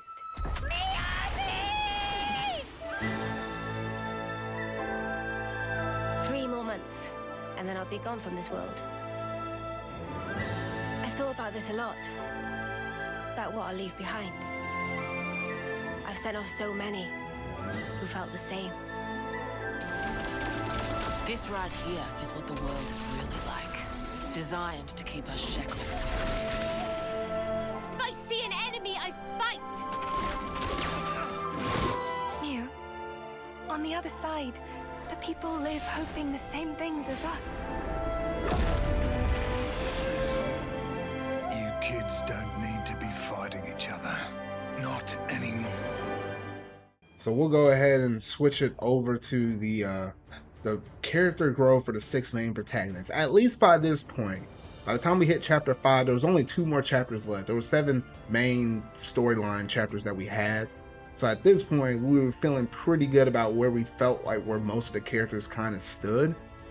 So I just wanted to see exactly what who was y'all's favorite character from our main 6 protagonists? Uni. Uni. Uni. I knew Uni was gonna be one of my favorites just right off the bat, though. But what were you about to say, Mario? Though I am slightly more a bit for Senna, so he's the girl with the Uni gall. or Senna. Yeah, she's the girl with the gall. But you know what? Lance wants something a little bit more meatier. Yeah, for me it's Uni, then it was Mio. And after that, I honestly can't tell. I think because after that, like, for me, like, they're all good. Like, I don't dislike any one of them. So it's hard to like play some. Yeah, because I mean they're really hard for me to play. Because I was like, normally, like if I look back at a game like Xenblade Chronicles 1, primarily it was like, you know, like you were looking at Xenblade Chronicles 1, you're mostly looking at Shulk, Melia, Fiora. You looked at 2, you were thinking Rex, Mithra, Pyra, Nia. But obviously, you might have gravitated to some other characters though. But the general Like consensus Zeke is like or most of Dunban. them. You pretty much knew which ones you liked and which one you didn't. In this game, it's hard to do that. In this one, I felt like they were good. almost all pretty equal. Like some of them might have like one step higher than other ones. If I were to pick one out of the 6, that's really hard because I was like, I love Uni at moments. I also love Senna at some moments. I also love Mio at some moments though. But then like moments and performances, that voice actor did a phenomenal job. When I saw the performance and stuff by Noah in chapter 5, I was like, this is hard to tell. I was like, what the heck? And then midway through like chapter 4, like when Mio and Noah talked, that was a good moment. It's just really hard. I just say I love how each one of them, they had their moments in certain chapters where it kind of might have focused a little bit more so on one character than the other, and then on top of it you had hero quests that went back and reiterated on all of the different 6 of them. Was there a hero quest for Lance? Because I don't think I got that one. Yeah, there is a hero quest for Lance. There's a hero quest for everyone. I've don't know got why I haven't got gotten one that for Noah, Tyon, Uni. No, not Uni. Tyon and Senna. Actually, I haven't gotten Mio's, Uni and Lance. I'm pretty sure the one where you fought the console to get Miyabi is considered Mio's hero. Oh, are you talking about the second half? What do you mean? Because like when you go to that snow area, you unlock Mio's quest right over there, and it's considered part of the main story quest. I think. No, Yeah, I think I it did. is. I think I did Uni's. Yeah, I think I already did Uni because hers got like level 20. Oh, never mind. Yeah, I did do Mio. So all I'm missing is Lange and yeah. All I'm missing is Lange. What the hell? Yeah, no, I was missing Lances too. That's why I was saying, I was like, I have access to do Sennas now. But I was like, I was still missing Lances. I was like, what the freak? What's Lange? What? I know, that's what I If was I saying, remember unless correct- Lance doesn't have one. He does have one. I think you need to like. I think it's like locked behind one of the city quests to unlock Lance's hero story. It must be. It must be behind some other standard side quest. Because I was like, I don't know how I didn't have access to unlocking his. That was weird. But even through the incorporation of the hero quest, and it just lets you dive further into their characters and stuff like that. I just love the fact of the growth that we get between Noah and Mio.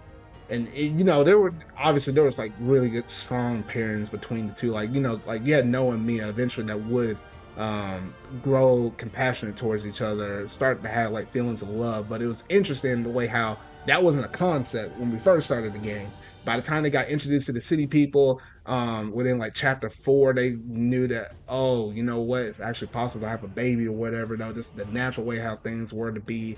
And then thus forward to the ending of the conclusion of the game, it was actually nice to see how their characters kind of mixed and matched, where they were opposing each other, built mutual respect, actually became friends.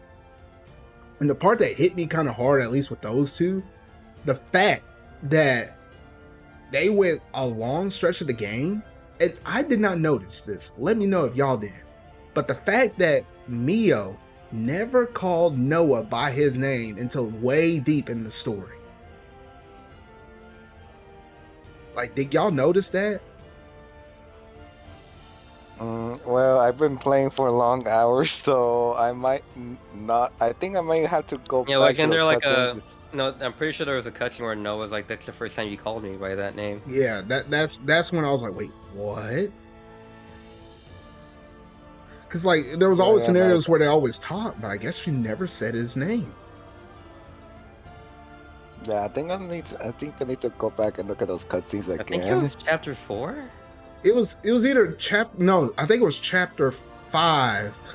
Because it was in chapter 5 when they were in the prison cell, because she was talking to him in the other room, and he was like, she was like, yeah, that was the reason why I never want to say your name, was because then I'll admit my open feelings for you and how strong I actually feel towards you or whatever though. And that made Noah even more so upset, like, dang, I'm about to really lose her. Wait. Then that wasn't Mio though. No. Remember, at least, well, we can go ahead and talk about this. Remember how they were swapping back and forth? She said they were going back and forth ever since that moment. Oh, okay, never mind. So at that one moment, in that one instance they were there, so those words that she said at that point, that was actually from Mio. Okay. Now, Yeah, some other moments, I think, in this... impression, Yeah. I was under the impression that that was the case. That was the other way. No, and then Like, there they were some just other swapped. words I think they said in the cell prison that was actually the other M's words or whatever. Like, they were switching back and forth. I'd have to like yeah, I look think- back and tell. Actually, it's kind of fitting when Noah says that when Mio calls him his first name. So when you think about it, M has been referring his other Noah N this whole time, and she's M. Okay, I'm gonna get myself confused. So M has never referred N as Noah. So I think that's. Actually, line her alone, Noah it's- he's been dead. Yeah, her Noah has been dead. Yeah. Yeah. I think that's part of the reference that they said right there, though. But shoot, I know we've been talking about at least our 6 main protagonists, at least throughout a good chunk of this discussion, what we've been doing, or at least up until this point. And shoot, we'll probably be even further beyond this point, though. But any other things on that, or slash, we might be dittoing that a little later on in the discussion. But anything else on this? No, they all get like portions of each chapter dedicated to them, like to each like member, and like it's kind of funny because like Noah's development like really hits hard with like with chapter 5, like Yeah. he's like him being like the main protagonist, but like he's like the last like to get that kind of like dedication for his development. Yeah, because we gotten like sneak peeks of it, at least starting off in chapter 1. Got some stuff in like the midway point, and then a whole bunch in 5. But oh shoot, man, when chapter 5 feels that's still something to get over with or whatever, though. But yeah, so I guess that'll basically do it in terms of some of the character growth we've been noticing. But then again, as we said before, there's been a lot of character growth in all of the different topics we've been going through and discussing thus far.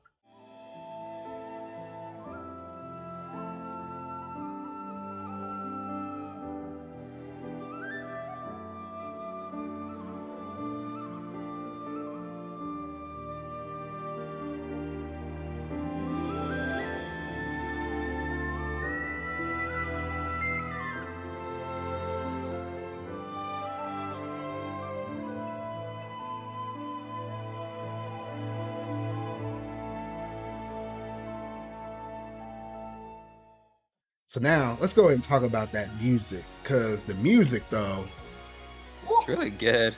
oh shoot, oh Okay, shoot, so Mario. I guess we should talk about the worst part about it, which is, well, there's two things. One, when you're exploring the world and then you go back into the menu, you get hit with like this other type of music. So it's like, yeah, the menu music is fine and all, but it's like I kind of want to hear like the background music like playing.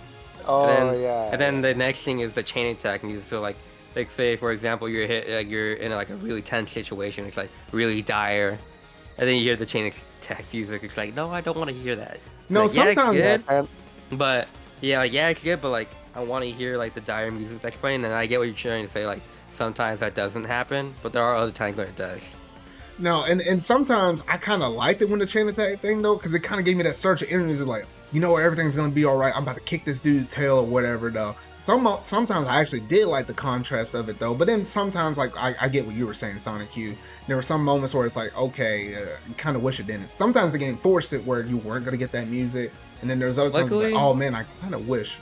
That's like a thing that a lot of like fans have been like asking for, like as a feature to be added for like for Xenoblade 3, and they've been saying that to like Monolith Soft. So hopefully, like knowing Monolith Soft, they're gonna add that in a future update, because this game is getting updates. While we're talking about settings, I didn't even know like the general layout of where you have all your heroes lined up. I didn't even know you could change that to where you can have different lineups of them on that menu select screen or whatever, though. I didn't figure that out until like I was like midway in the game. I was like, wait, what? I was like, the first one was kind of cool and all, but I picked the one that was like a little bit better. And then it just made me kind of go through and explore more of the settings options up in the game, because they got a lot of different settings up in there. So I was like, hey, you hadn't messed with it, you might as well dig into those settings, though, because it can make your experience a little bit better. Yeah. But yeah, to get started with the music, really good. I think my favorite piece is when you're fighting the consoles. You hear that like that music. Hey, hey,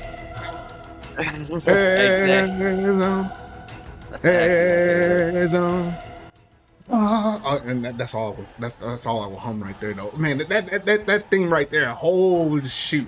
I was going through and playing up through like chapter 1. And I was like, you know what? This would be a really fun game. I can see it. When I heard that music, I was like, oh crap! Some bull crap is about to happen up in this game, and I ain't gonna be emotionally prepared for it, and I know some stuff is gonna go down in this game, hence the chapter 5 and the ending and all that stuff. I don't know, that theme, I was like, oh no, I better get ready, because I was like I remember the music in Xenoblade 1 and 2, and there's some really good ones in there. Some stuff I even use like my channel openings and conclusions and stuff. But I was like, that theme right there, that just set the whole tone for the whole game right there. I was like, man, oh gosh, I can go on and on. But any other good themes or any musical tracks that you wanted to point out other than that obvious Mobius theme one? And there's variants to that one too. Like I think there's like what 2 or 3 different variants to it or whatever. Yeah. You have any good favorite tracks, like Mario? The special BGM theme. I don't want to. It sounds really good. Like those 2 special BGMs theme are really good. And I think some of the exploration. Oh no! Another good one I really like was the It was the well, there was the Kevis theme, which also sounded nice. It was kind of like your intro basic theme that we kind of had at the very beginning of the game though. But once you got to the Agnes theme, that one was pretty good too. I actually love that one too. I think without it being like over the top like the Mobius theme though, that Agnes theme though, I don't know, that just got me pumped to just kind of go through, explore, knock out different enemies or whatever though, whether it be the unique monsters or the what are the monsters that are like that had like the blue markings next to it, the dark blue? Is those those are like the harder versions. They call them veteran monsters or something. I don't know what the actual term was it for. It was just tougher than normal, but not as tough as like unique monsters. But yeah, so I think those 2 music soundtracks in particular, I think those are some of my favorite ones though. But across the board, the music in Xenoblade Chronicles 3 is it's still absolutely phenomenal though. I'll go ahead and say that though. But any other stuff on the music side of things with both of y'all? Official soundtrack win. Don't look up any music tracks until after you beat in the game. Well, actually, never mind. Yeah. You say that though, but you know how much we've been talking about this game. No, yeah, never mind. No, well, because I actually. Oh, go ahead. Because it was a funny story. Because like Mario's like, don't look up the soundtrack of the game. Like I wasn't until after I beat the game. I was like, well, don't do it until after you beat the game. I'm like, what? I don't think I got spoiled or whatever Mario was talking about. I don't think I heard that theme yet, even though I beaten the game. And I was looking at the soundtrack even while I was playing through the game, but I was very careful about my search terms. Like I was very specific on how I searched it. And even then, it wasn't like I was constantly trying to look up a whole bunch of other stuff Xenoblade related. Otherwise, I could throw those in my recommended feeds in my YouTube feed or whatever though. So I managed to bite around almost every bullet in terms of spoilers, but still was able to listen to the good soundtracks that I heard, like the Mobius theme. The Agnes theme was hard for me to figure out whatever the name was, that one, for whatever it was though. And then some of the other boss variant themes and whatnot though. So yeah, like what Mario said, when's the soundtrack dropping on like Spotify or something? Like, please give it to me, please. Just give us a physical copy. I mean, they did that with Xenoblade Chronicles 2. So they probably will. Which honestly, it makes me even more so want to do that because the Xenoblade Chronicles 3 Special Edition doesn't even come with any kind of music, a CD or nothing. So I was like, golly. Xenoblade Chronicles 2? No, 3. No, we're talking about. I was talking about the 3 limited edition. 2 came with something, but 3 doesn't come with anything. No, 2 came with the CD. 3. They've been doing this since like Definitive Edition, but like the special editions have been ass. Oh no. Like not for like Xenoblade related. It's just like for like a lot of like other games too, like Metroid. No, everything post Metroid. Well, Metroid Dreads I think had like what, the book or the what did it have? It primarily had the book, like some of the cards from each one of the cards for each one of those games, and then obviously the game itself. But it didn't come with music. Yeah, it's like yet somehow Samus Returns came with music. I don't know. I'm not trying to dive all up into the Metroid side of things though, but just the comparison with the limited editions, stuff like that though. It's just disappointing. And then there's like a difference between with the Xenoblade Definitive Edition. Like I believe Europe got the Vindel. They got the best one. Oh, for like, Xenoblade Chronicles Definitive Edition, yeah, because they got the vinyl, didn't they? Yeah, the vinyl. Yeah, they got the vinyl. I know, vinyl. Why do I keep mispronouncing that word? They call it the Venom. The Venom. Well, I think that's about it in terms of the music side of things.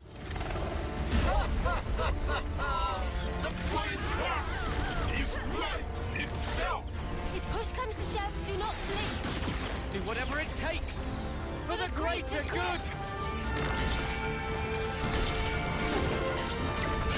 You cling to life in your desperation. Talon, all the friends he had, wishing they'd had more time. Just one more day, one more minute, to build a future that would make us free. That's why I'll keep trying, while my flame still flickers. We're getting near the very end of at least some of the story related stuff, because now we'll go ahead and dive into chapter 6 and chapter 7. Basically the last leading moments to the point that you beat the final boss.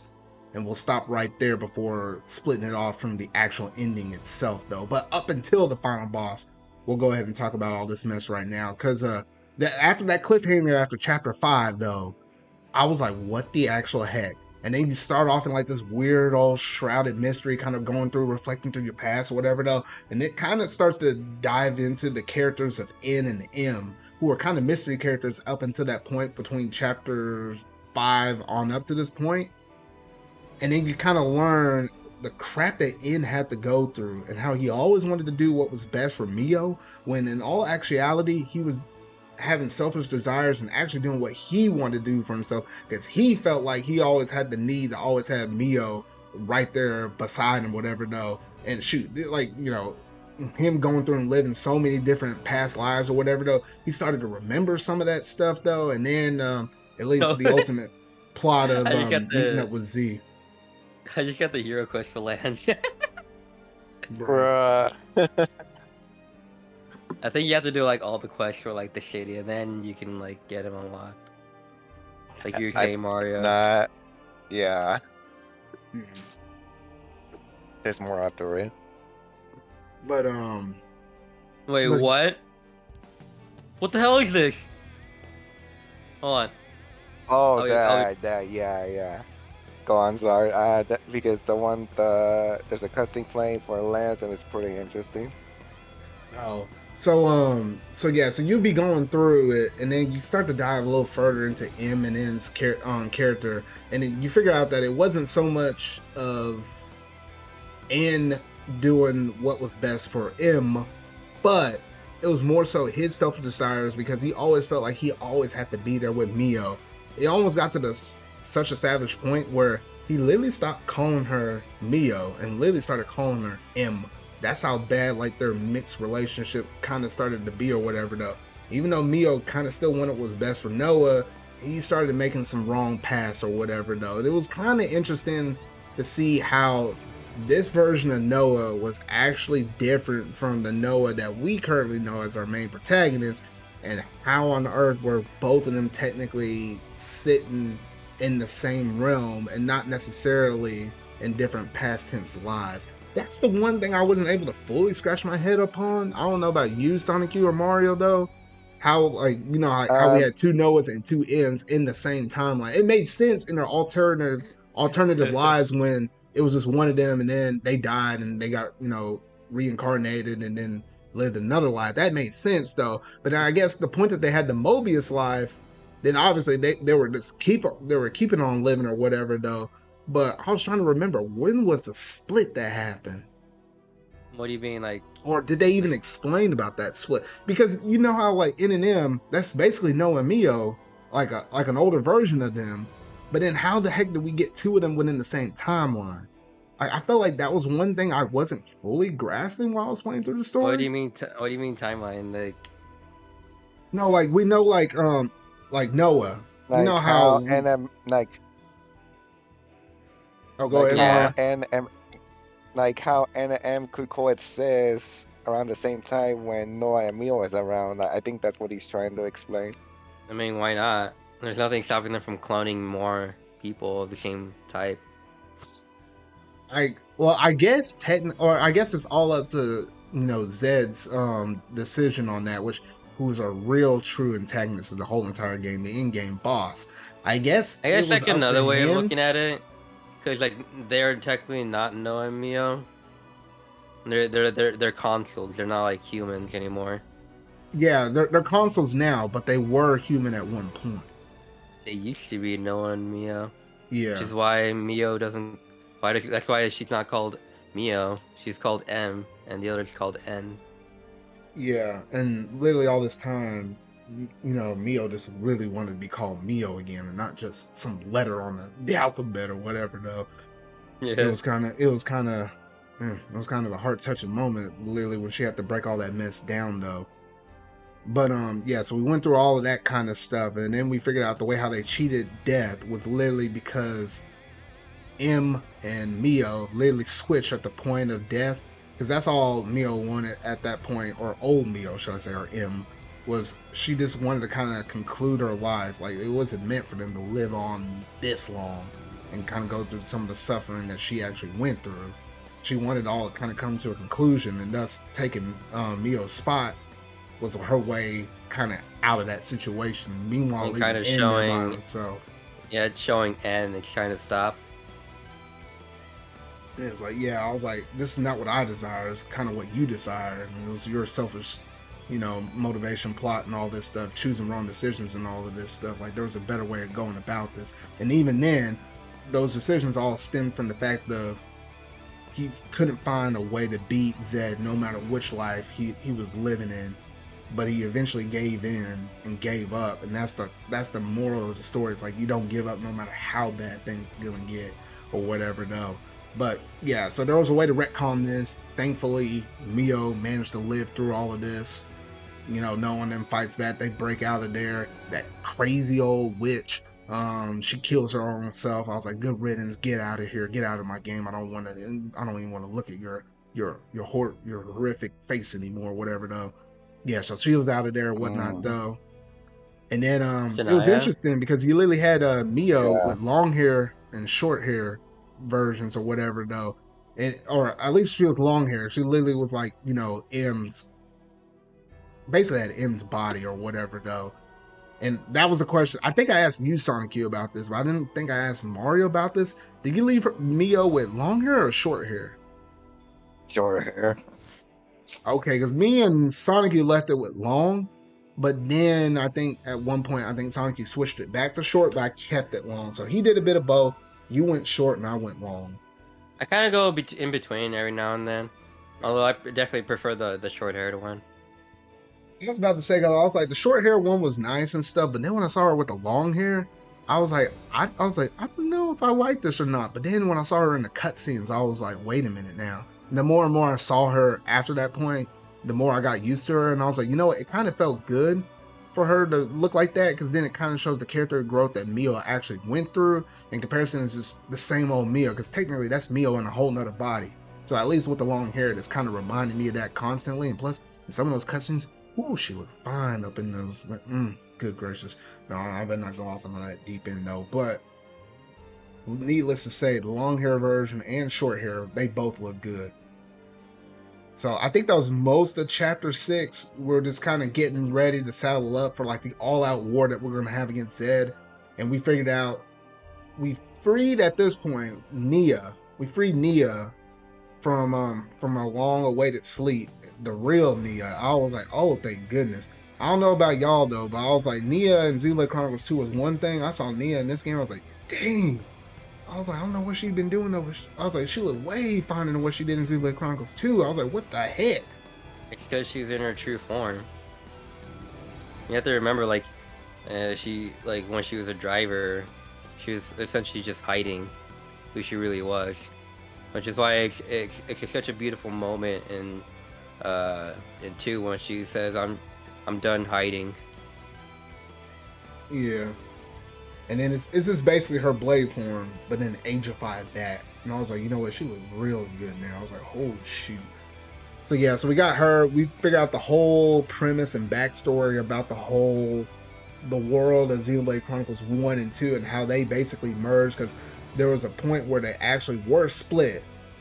And it was from the point that they were split that they decided, hey, they were actually going to come back together, and thus this was the moment where Nia was like, hey, she was communicating with Melee at one point saying, hey, let's do something to be able to preserve part of our time or history up in this thing. And they literally called the thing Origin, and they jam-packed all of that messed up in there. I just think it's I just think it's funny how like Tora went from like just building robot GFs to just building a fucking giant ass server that could house data from 2 worlds.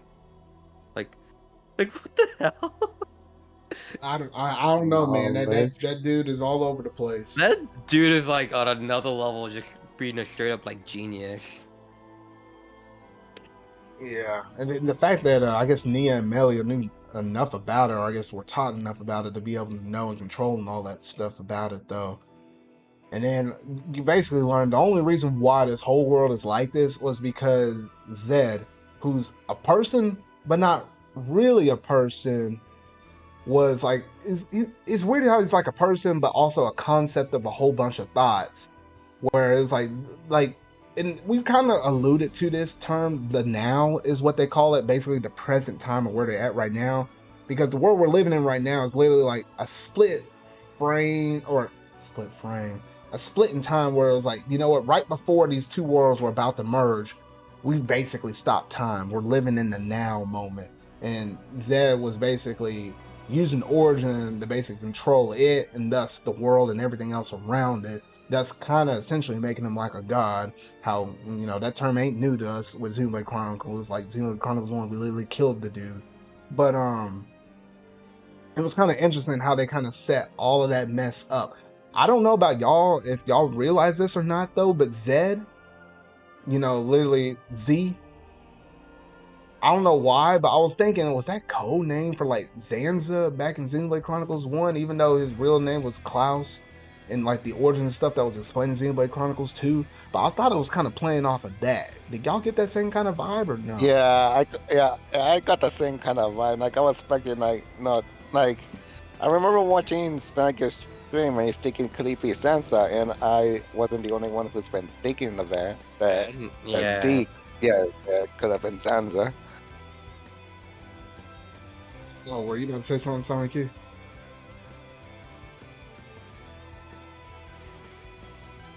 No, I guess maybe not then, no. But yeah, so honestly, some really good stuff with the lead up of chapter 6 in terms of explaining how the world and the lore was for 3.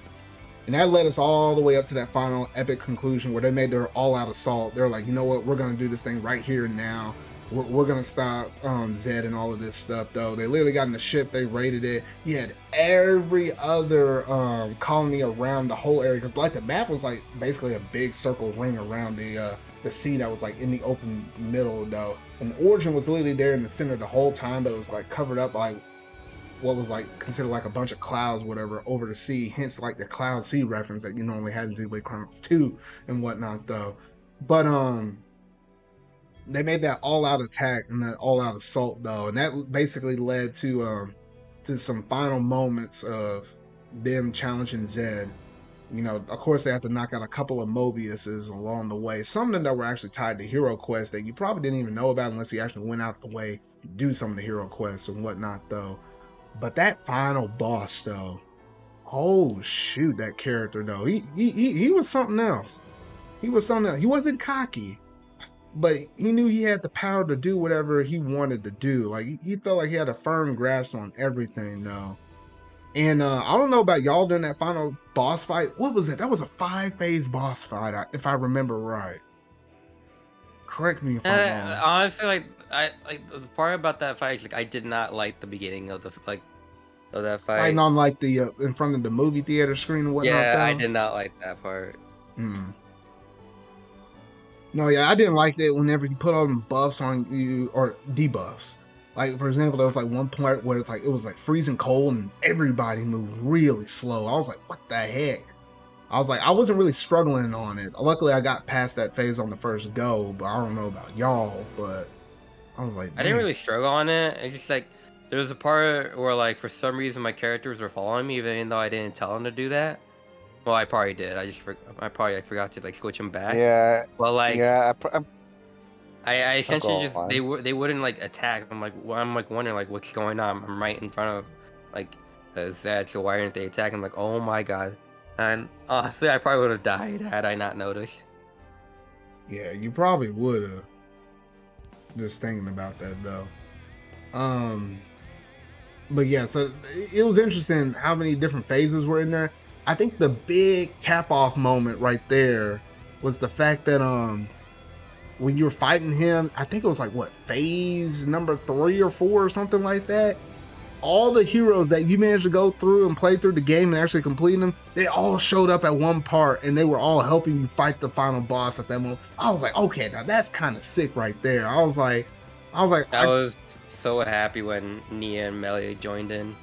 That too. That felt really great right there too. No, And I think it was funny. Like she dropped Nia just dropped her like regal speech and just started talking like how she normally did. I know, I was does. like, what the freak? I was like, girl, this girl's actually back. Yeah, because like, like Xenoblade Chronicles 2 Nia, like you could tell by her voice or whatever though, and she was kind of acting more proper with her speech slangs or whatever though. But then whenever she's like, oh, let's cut the crap out of all that stuff, I was like, They're like, let's bash them up together, Millie. And it's like, hell yeah. But yeah, it was interesting how they split that fight up. Like they literally had like half of your Kevis people fighting. I was like, wait a minute, shoot, it's been a long time since I fought with like a team of 3. And then you had like the Agnes side of things as like another phase or whatever though. And then you had the heroes join, and you had everybody come back in on the final part. I was like, dang. I was like, that was some epic goodness right there though. I think I did overlook a little bit of Melia a little bit because we finally busted her out in the lead up to the final boss while we were in the middle of Origin. Dang, Melia looks super fine though. I was like, oh shoot. Yeah, I like her new design. But I like both Melee and Nia's new design. Both of them are good. Both of them are fine. I was like, dang. I was like, come on, Monolith. I was like, man, y'all killing me over here, man. Y'all killing me. Man, we don't know their ages, but they still look fine. It don't matter. When you got a body that look like that, it really don't matter, Mario. I don't care. You say that. It'll probably still all feel the that. same. It probably will all feel the same. Don't worry about it. Actually, this is why GG's like to say- make fun of Xenoblade You fans. you say that, but look at Alexandria. How old do you think she is? Oh, yeah, because with her, the way how she looked like she was kind of getting closer to her 10th term, but even though she was technically younger at that point than Mio. So I think she was like 7 or something. Or at least in that one life cycle that she was in. No, she's 6. 7, 6? Okay, 6. No, 6, yeah. Okay. I knew she was around that point though, but yeah, that was kind of funny when we learned that mess out though. But shoot, that conclusion though, what was I about to say? No, that story conclusion on the 7 and beating that final boss though. I will say this, I was like, that was absolutely great. I loved every single aspect of it though. But any other things about it? Had to have mechs fighting Origin. Yeah, man, it was going all out. So I think that was about it in terms of the story conclusion and stuff. I feel like I could keep going on, but we gotta keep this thing rolling though. But I'm trying to remember most of all of the stuff that happens along the way though. You and me, just talking like this. There's a reason we met. There has to be. I've thought about this a lot, about what I can achieve, what I'll leave behind. Like, pull my weight, you know? I want to figure out the purpose of my own life. What kind of pep talk is that? Of course we're gonna survive. There's one place that might give you a chance. Sword March, our city. And now the whole world will be your enemy. These are our lives here! They're not some toys you can just play with! But then this leads us all the way up into the story conclusion though. Now this right here, oh my stinking goodness. Well, at first we had to deal with the fact that that the worlds were actually splitting back apart, because like the choice was up to Noah after he finally managed to knock out Zed. and he was like, you know what, I really don't want anybody to disappear, but I guess to make sure that happened, the worlds have to necessarily split again or whatever though. So it was heartbreaking to see all of them say their final goodbyes or whatever though. And I was like, gosh dang it. I was like, out of all the characters, you look at Xenoblade Chronicles 1 with Shulk and Fiora, they got together. You look at Xenoblade Chronicles 2, we'll talk about that here in just a bit though. And then you look at Xenoblade Chronicles 3, you look at them and you're like, oh my gosh, he's the first one that technically doesn't get his woman. Like he gets her at the very end and loses her just like that. I was like, what the heck? That's the difference between Noah and Noah's willing to let her go. Yeah, and I guess that was the main reason why that they were doing it. Because otherwise, if he wanted to keep her, they had to live in the endless now, and that was something that they're working so hard and so long to actually stop the Mobius from doing, thus so everybody can break out of that life cycle. And in order to do that, he did have to essentially give her up. And I know he was torn on that. And I think this was technically the first time, like, I think out of all the Xenoblade Chronicles game, I can't vouch for X though, but I doubt it happened in X. There was like kissing scenes or whatever up in Xenoblade Chronicles 1 and 2, but they always faded away from it. And like, I know they did that with 3 when they were in the city and they had like some couple sitting on a park bench or whatever though. But I think this is the first time they actually showed a scene like that. And they didn't pan away from it. I was like, huh. I was like, okay. Yeah, I like that moment where like they actually just kissed. So I was like, you know what? I was like, that gave a different tone or whatever though. But I guess they wanted to definitely signify that because shoot, they didn't have no concept of romance when they first began this journey. So they wanted to make sure they put a pin up in it and stick that up in there. It was at that point where like their instincts came over, since now that we were able to like view like the city, whereas beforehand like it didn't make any sense, like I was talking about with like the clothes and bit, but like after the city and like getting to like know the city, like doing the quest and all that stuff, they start to like get a little bit of more of a content. They just went with their instincts, which it made more sense. Yeah, so honestly, that's what I was looking at. And not only that, they also got the memories of like N and M. Oh yeah, because they were kind of living inside of them in some kind of twisted way. Yeah, that was true. But yeah, it was definitely heart stringing and pulling and stuff like that. Seeing the world split, they were trying to run back to each other and say, "Hey, I'll see you one day" or whatever though. But then that was it, and that was basically the wrap up for our current cast of Xenoblade Chronicles 3 characters. But you heard some thoughts from me on Sanikyu. Mario, you had any thoughts on that one aspect of the ending? I literally broke in tears that they couldn't stay together forever. Bro, So it was a really bittersweet ending. I hate it is a endings. bittersweet ending. I kind of got alluded to that on Twitter. There was like, "Oh, it's a sad ending." I was like, "Wait, is someone gonna die?" That's what I was thinking when they said sad ending. I wasn't prepared for this though.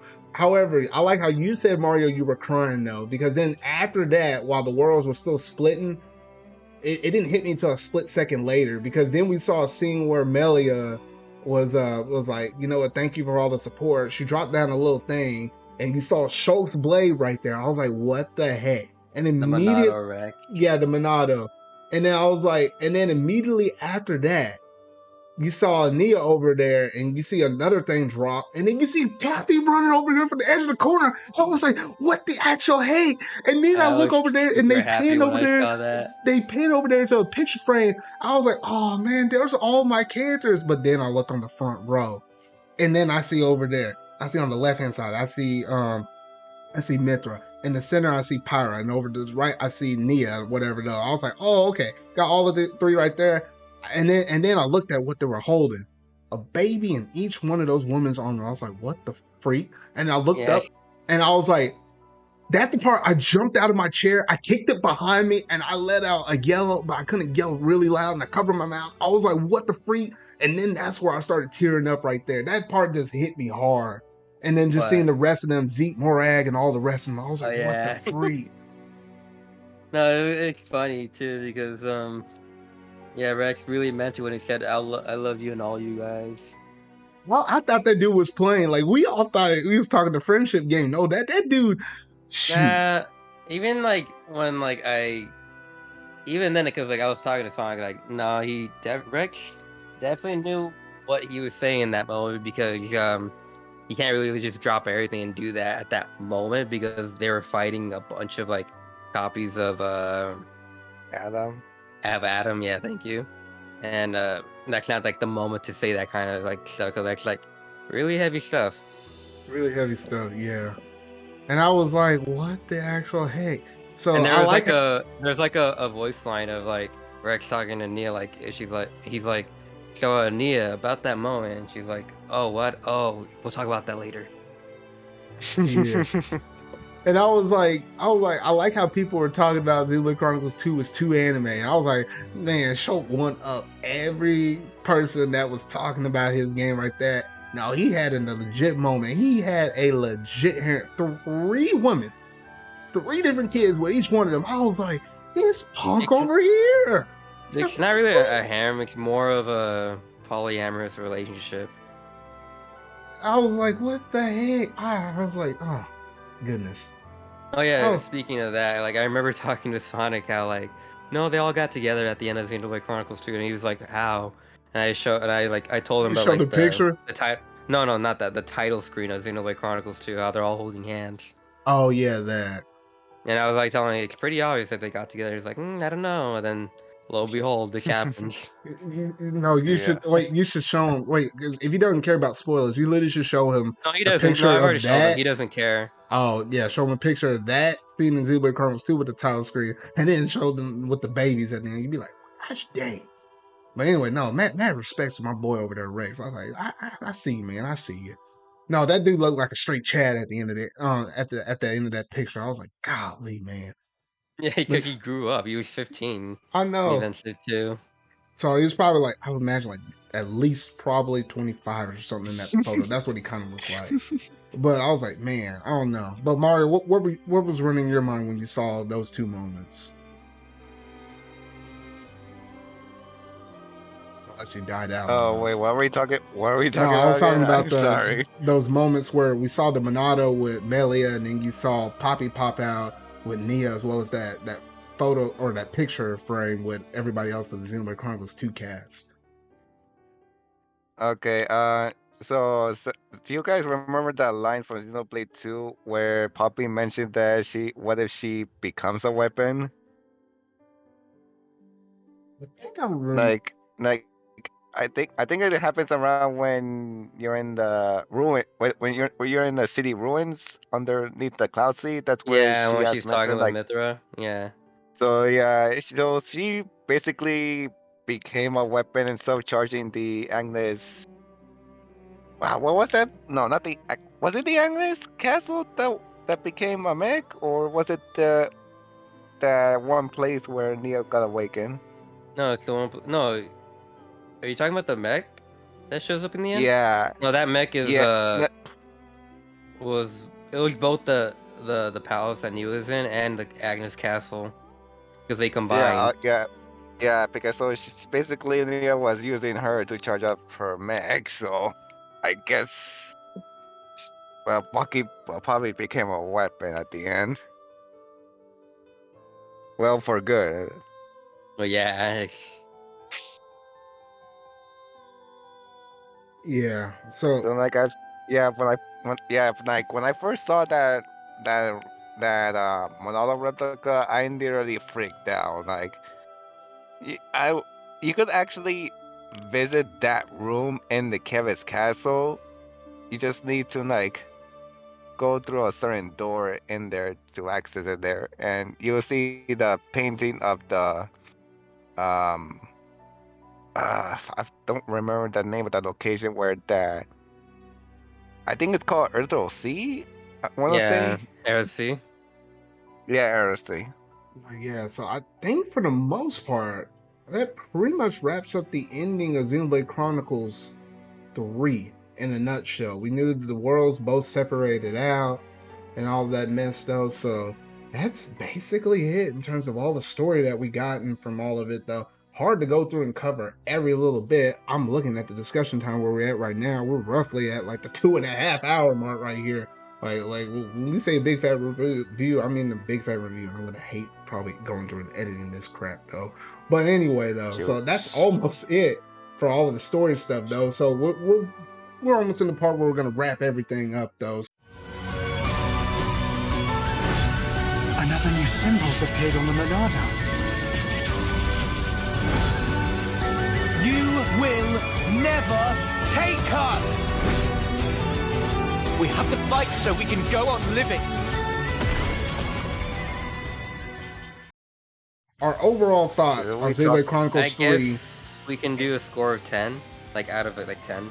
Yeah, out of 10. Yeah. Where would you place it on a scale out of 10? I would give it a 9.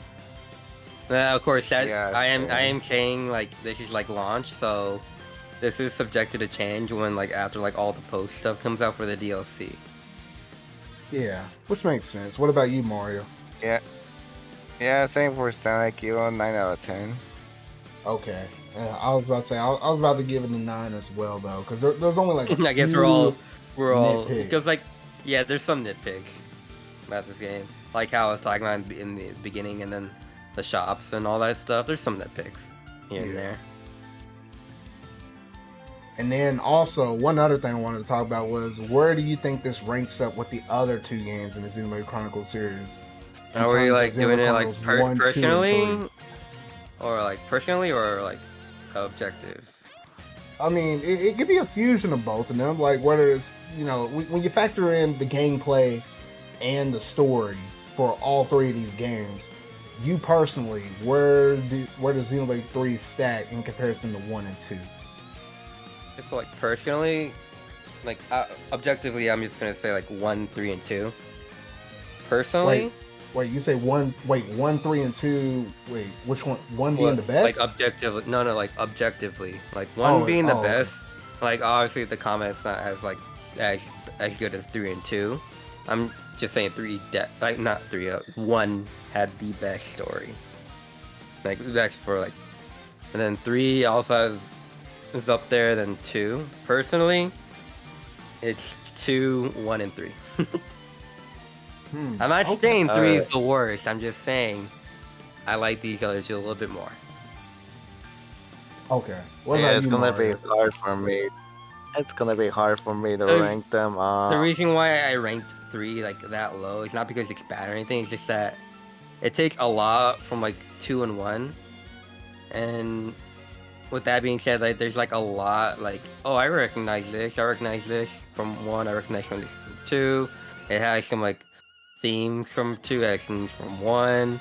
It's sort of like that, because like the war aspect was from 1, and then like finding that reason to live, that you got that from 2.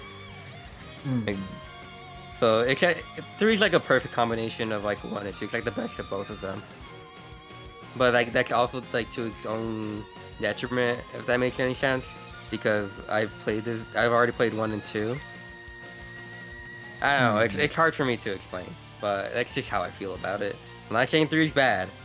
I'm just saying if you played 1 and 2, you get like a lot more out of it. But if you didn't, then your opinion of the game would be drastically different. If you didn't play 2 or 1. Yeah. What about you, Mario? Okay. For me, it's either I'm kind of stuck between 1, 2, 3, or 1, 3, 2, and X. Oh, you played X? No, I seen a Let's Play. Oh, of course you were gonna say that. I have X over here in my collection. I'll get to it at some point. But I'm not gonna buy a Wii U just to play X. Yeah, Sanikyu, FYI, it did not came from that one YouTuber because he didn't. No, he didn't. Well, he was thinking about covering. Tiger Conroy didn't play X. Yeah, because he was thinking about it, but then at the moment he didn't, because like, what if one day the Wii U is gonna shut down in service, so it won't cover the the multiplayer internet part of the game, but since Nintendo announced they're not gonna let people buy. Well, Yeah. you know what happened with Nintendo. Yeah, I get it. They're being anti-consumer. So Mario, you said 1, 3, 2, or 1, 2, 3?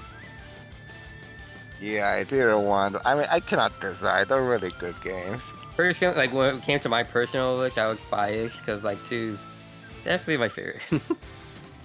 All right, so in terms of mine, I get the see what Sonic is talking about, because personally, my personal opinion, it's 2, 3/1. It's hard for me to put 1 at the bottom because 1 is still really good, but I was like, but 2 hits me in some kind of emotional way. Like literally, when I was playing the ending of Xenblade Chronicles 3, and you saw the Monado pop up, I was like, oh, that's nice. But then you see Poppy pop up, and you see a picture of Rex and the crew, and that causes me to jump out of a chair. I was like, this is something deep embedded with me with 2, that it's just hard for me to set that aside. Like, I just have that much of an emotional attachment to 2. I don't know, it's hard to like place to just say, oh, how does 3 stack up with 1 and 2? Like, no, I don't want to do that. They're all good. They're all good. It's really hard but if I was talking about gameplay wise, well, then that can definitely change the whole thing right off the bat. Because then I can say 3 is the best gameplay wise, and then I would probably say 1/2 or something on the lines of that. For me, I still prefer 2's gameplay over 3. I don't know, I just like got used to it, and like, oh shit, it's super satisfying to like get all the orbs and then hit them in the chain attack and just see them all explode, and then you get the maximum amount of damage that you can do. Which I did love that, but I think the one thing I did like the improvement from 2 to 3 was the being able revival. to switch. Well, being able to switch is one thing though, but reviving your allies, it does not cost you part of your chain attack. And when you're kind of late into the game with Xenoblade Chronicles 2, in terms of either fighting the final boss or whatever, you be wary of using that chain attack, because the second you use that chain attack, if one of your allies dropped after that, you have to wait until that you get at least a third of your chain attack bar back just to bring back that one person that fell. That's that was always bugging me the most about Xenoblade Chronicles 2, and thus they drastically fixed it with 3. So that's why I'm able to make that it wasn't even that change. for me in 2. For me, it was the debuffs in 2 that like really got me. Because like when you got debuffs, you're like, ah, shit. Yeah, so like being locked out from doing any of your arcs, that really sucks. Oh no, now that part that did suck. Holy crap. Again, if you haven't played 1 or 2, go play them. I don't know what you're doing. Oh yeah, you need 2 months. You need Yeah, you need 2 months off from work to play those 2 games. For 1, you can beat within a week, honestly. That's how long that took me.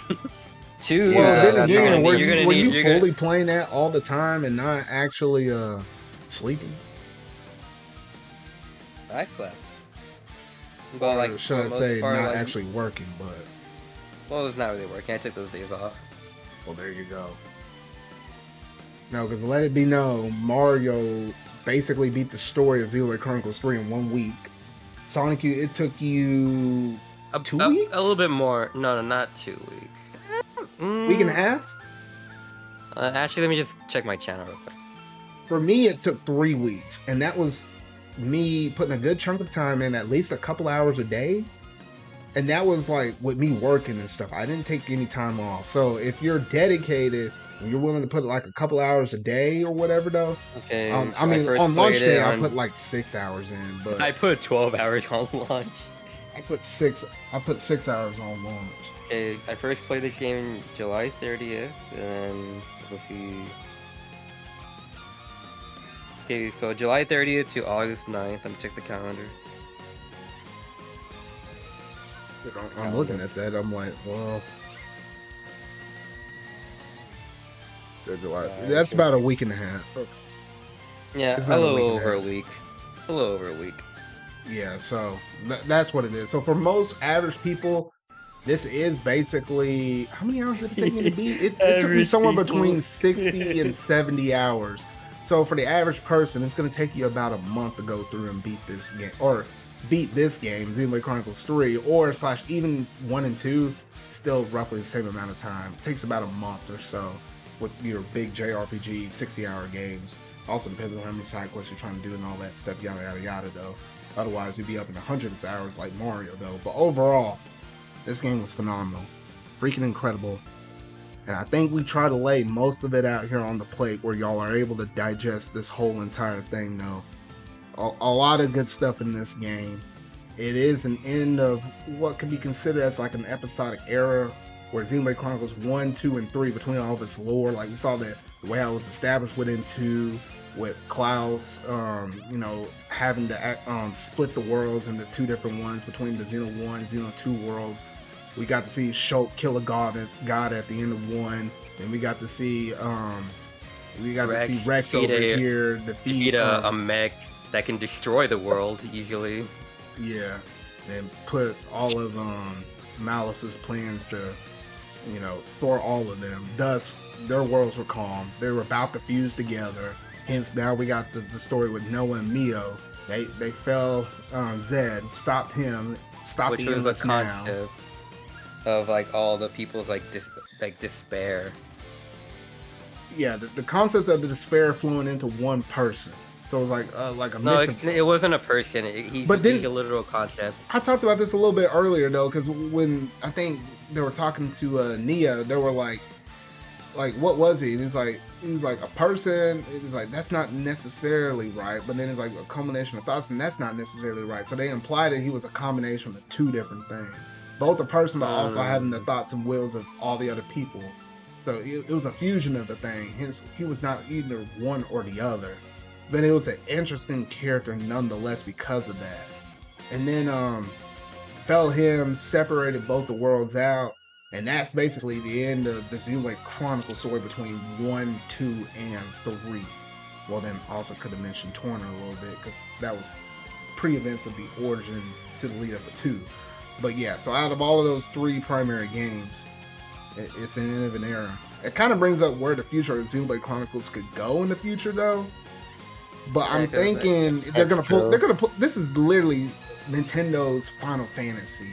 Like whenever they might decide to Xenoblade Chronicles 4, it might not dive into the origins of 1, 2, and 3. No, they're not gonna. But They could do it. No, it's gonna be titled like Xenoblade, then a different name, but that's the end of Xenoblade Chronicles.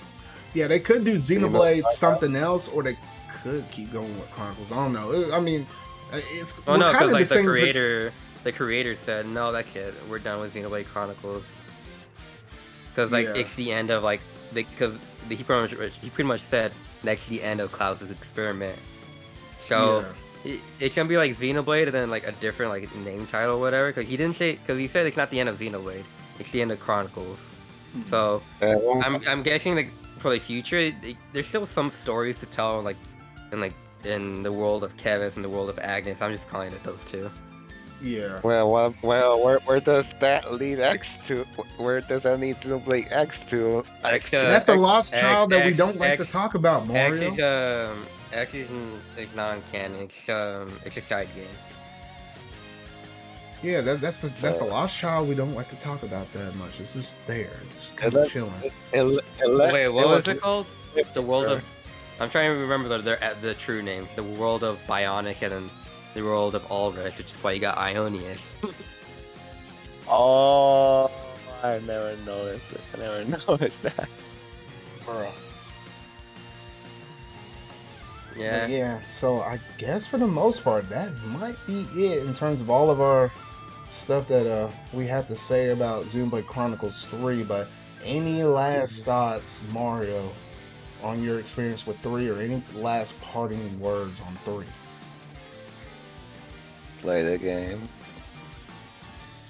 Well, I hope they play the game. That's all I can say. Big old fat discussion. All right, any last thoughts, Sanikyu? I'm glad I'm a Xenoblade fan. It's not about the waifus, it's about the storytelling and great character designs. Chode. Couldn't have said that better. Couldn't have said that better. Well, now that we finally did this Big Fat Xenoblade discussion, I feel like now I finally finished the game. It's something about going through playing a Xenoblade game and then beating the final boss, but then not until I actually sit down and talk with both of y'all about it, I could actually finally put this game to rest and say, you know what? Not really. No, I know the DLC is coming out, but I'm just talking about what we got at launch. Because I mean, obviously, we always dive back into it. We always dive back into it when we had the DLC stories, and the way how they're kind of shaping up the what would be the DLC. They got, you know, all three of Schultz, Rex's, and Noah's blades up in there. So somehow I don't know how the story's going to revolve around that. I want them to be playable as heroes in this game, and then another thing, I want them to be able to like let you add the heroes as like the main party members, so that way you can switch between them. That would be a really nice little interesting thing to do up in there, or at least maybe that would be a thing if they happen to do this like how Torna was. If it's a standalone game, then maybe that's something they feature as like a new concept or something within that game itself. If not, also add it as like, you know, extra stuff as like an update in the baseline game. Who knows? I guess the Torna of this game could be like the original like heroes, like the original Ouroboros and how they founded the city. Oh, yeah, it could. It could. I don't know if it's gonna go in the past or if it's gonna go towards the future. But if it's talking about, I don't know. I guess it could technically be the past, but it could be the future. I don't know. They better not put that community shit from Torna, because that's gonna turn me off. That's what keeps Torna from being a perfect game. Just the community. Oh, the community thing. Yeah, no, don't do that. If you're gonna do anything, Microsoft, don't do that. Don't do that. But yeah, so now that I talked to y'all about it. Now that I talked to y'all about this game, I can lay this game to rest in terms of the package that we were. You still haven't done a post game. I know. There's a little extra stuff I can go through and do though, but in terms of story element, or maybe I should say that story. I can put let me the tell story you, to Zara, rest. you can get Nia and Melia to join you. You can also bring back Ethel. I know. I still need to work on those few things whenever I feel like diving back in the game. And you could upgrade your weapons further. Now that one quest, that's gonna be a pain in the butt. I can tell you that. Holy shit. It's not. But getting the shards from unique monsters is gonna be a pain in the ass. Yeah. Alrighty. Well, in terms of outros, Mario, tell the fine people where they can find you at. They can find me on YouTube, Sanikyu Studios, and my Twitter at expert_knows. Alrighty. And then what about you, Sanikyu? They can find me on Twitter like at Sanikyu with like 2 U's at the end. And if you go to my Twitter, there's a link to a page called Linktree, which has links to all my stuff like YouTube, Twitch, all that good stuff. I think also a link to my Discord as well. Yeah. And I gotta go check it again. Yeah, and I'll have all their links down in the description box down below, so you can check them out on all their platforms of choice or where they're doing and uploading all their stuff. I'll link to my Discord in there. Alrighty. Well, that's gonna basically do it in terms of the big fat Xenblade Chronicles 3 review discussion. Oh shoot! When I said fat, I had no idea it was gonna be this fat. You know, I like how Xenblade Chronicles 3 is about Xenblade Chronicles 3, and we're almost talking about this game for almost 3 hours. Almost made the stretch, almost. But it fell a little short though. But that's gonna basically do it for this video though. So if you really liked it, make sure to go ahead and hit it, give it a like button, go ahead and hit that subscribe button and that bell to stay up to date on all things video game related I feel like talking about and discussing for the foreseeable future though. So remember y'all, until whatever video I make next, see y'all. You've got a real death wish. I was set on protecting all of you guys, and then I suddenly transformed. Here we go, Lance! Oh yeah, let me at him! I need you, Mio! Ouroboros abhor this world. Their existence has no place in this world. The only thing that can change all this is the will of Ouroboros. You kids, and you alone.